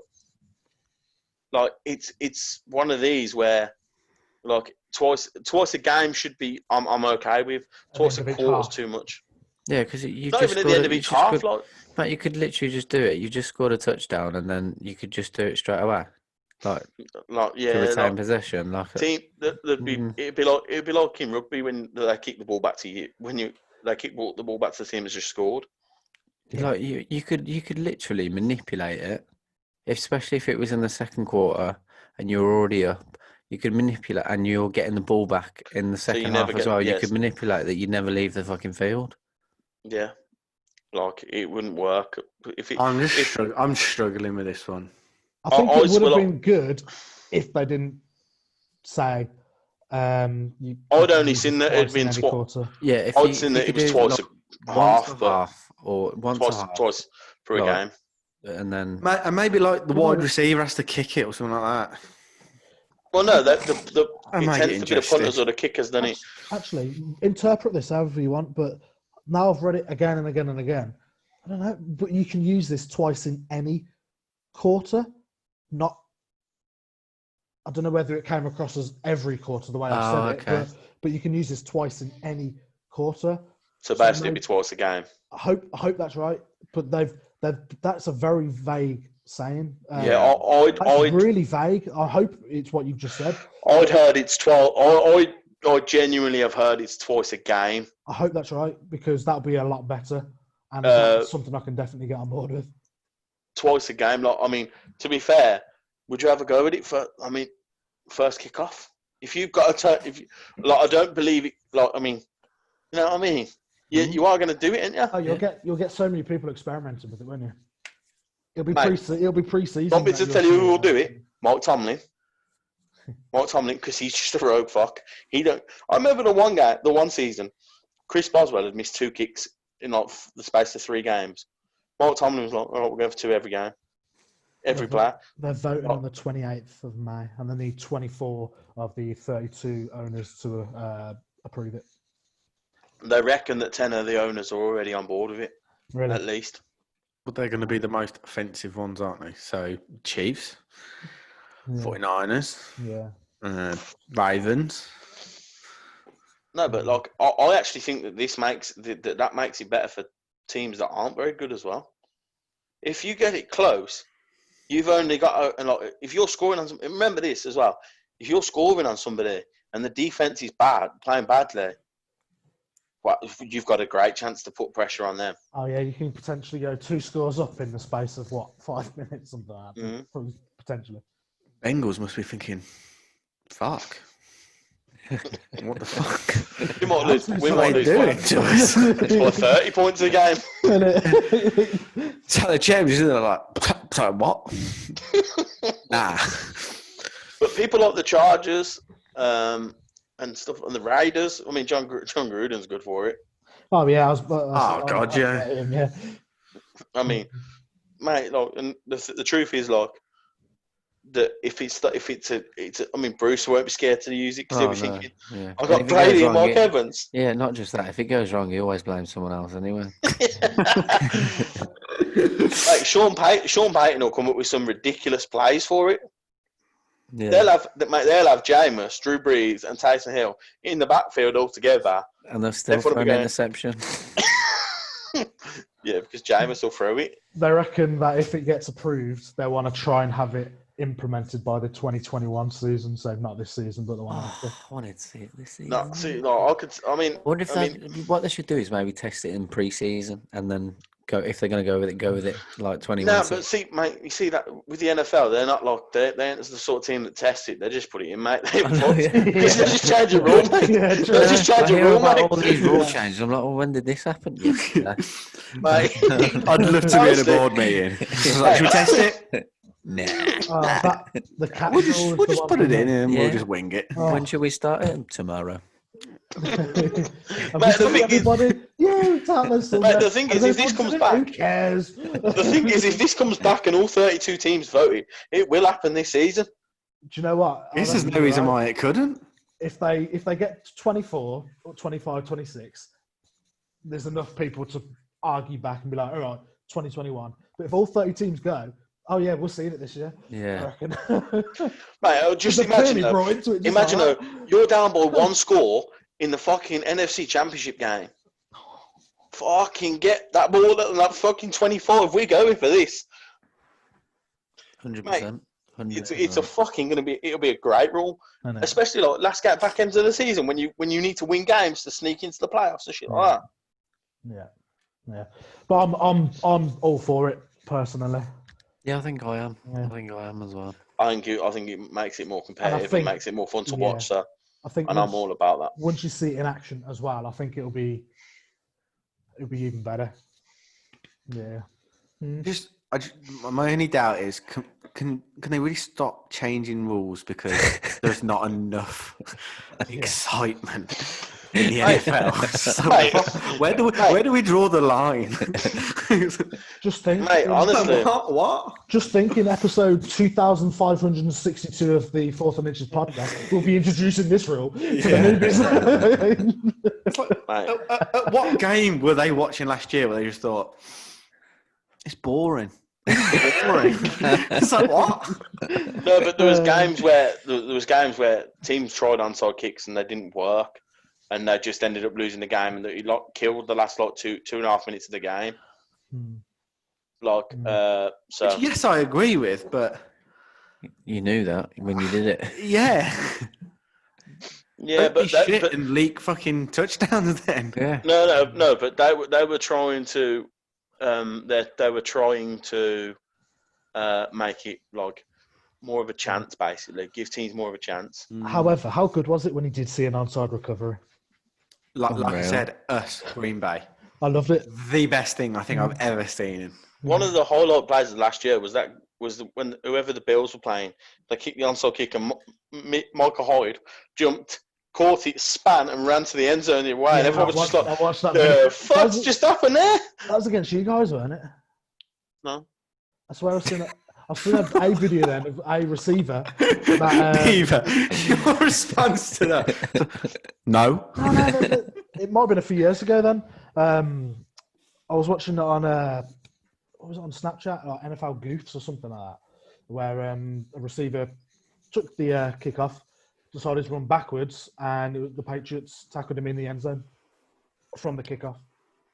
Yeah, that wasn't. Why the hell are you running backwards? That's what I thought you was on about. No, I'm on about Michael Hyde last year, catching the ball on the spin and running to the end zone at the end of the game. It was wild. You have to get that clip, Carl, because it's actually class. Yeah, let me know. Let me know. Right, I think that's it. I really want to be in a meeting when they decide this shit. It's like, what? Well, get yourself over there, chap. It's Thursday, not Wednesday. Yeah. Tuesday, it's Thursday. Thursday, the 28th of May. Right, I'm all for it. Mm-hmm. I'm all for it. Yeah. We can discuss it more next week. Yeah. Yeah. Indeed. Nick looks so upset. Not upset, mate. I just. Why? I don't know what to think, to be honest. I just think it's the NFL, mate. They do what they want. Yeah. It's just... Roger Goodell. He does whatever he wants. He's a brick. Yeah. Right. Well, Carl, do you want to have the final word now you're actually with us? No, I'm not doing it this week. Come on then, Nick. Come on then, Nick. No. No, can't do it. Can't, Carl. It's yours. This is your thing. Yeah, but I didn't introduce it. I can't. This is your moment. Oh my God. Yeah, that's it. Fourth and Inches, week 6, done with. Thank you very much for watching. If you like what you see, subscribe over here somewhere. Apologies, I won't be late next week. Virgin went down. But yeah, how did everyone feel about the dynamics with 7 of us? I enjoyed it. Yeah. I think we've got another guest in a couple of weeks, maybe.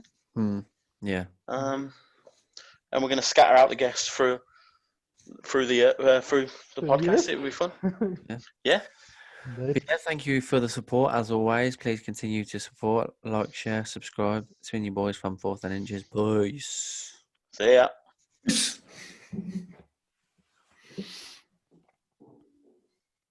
Press stop.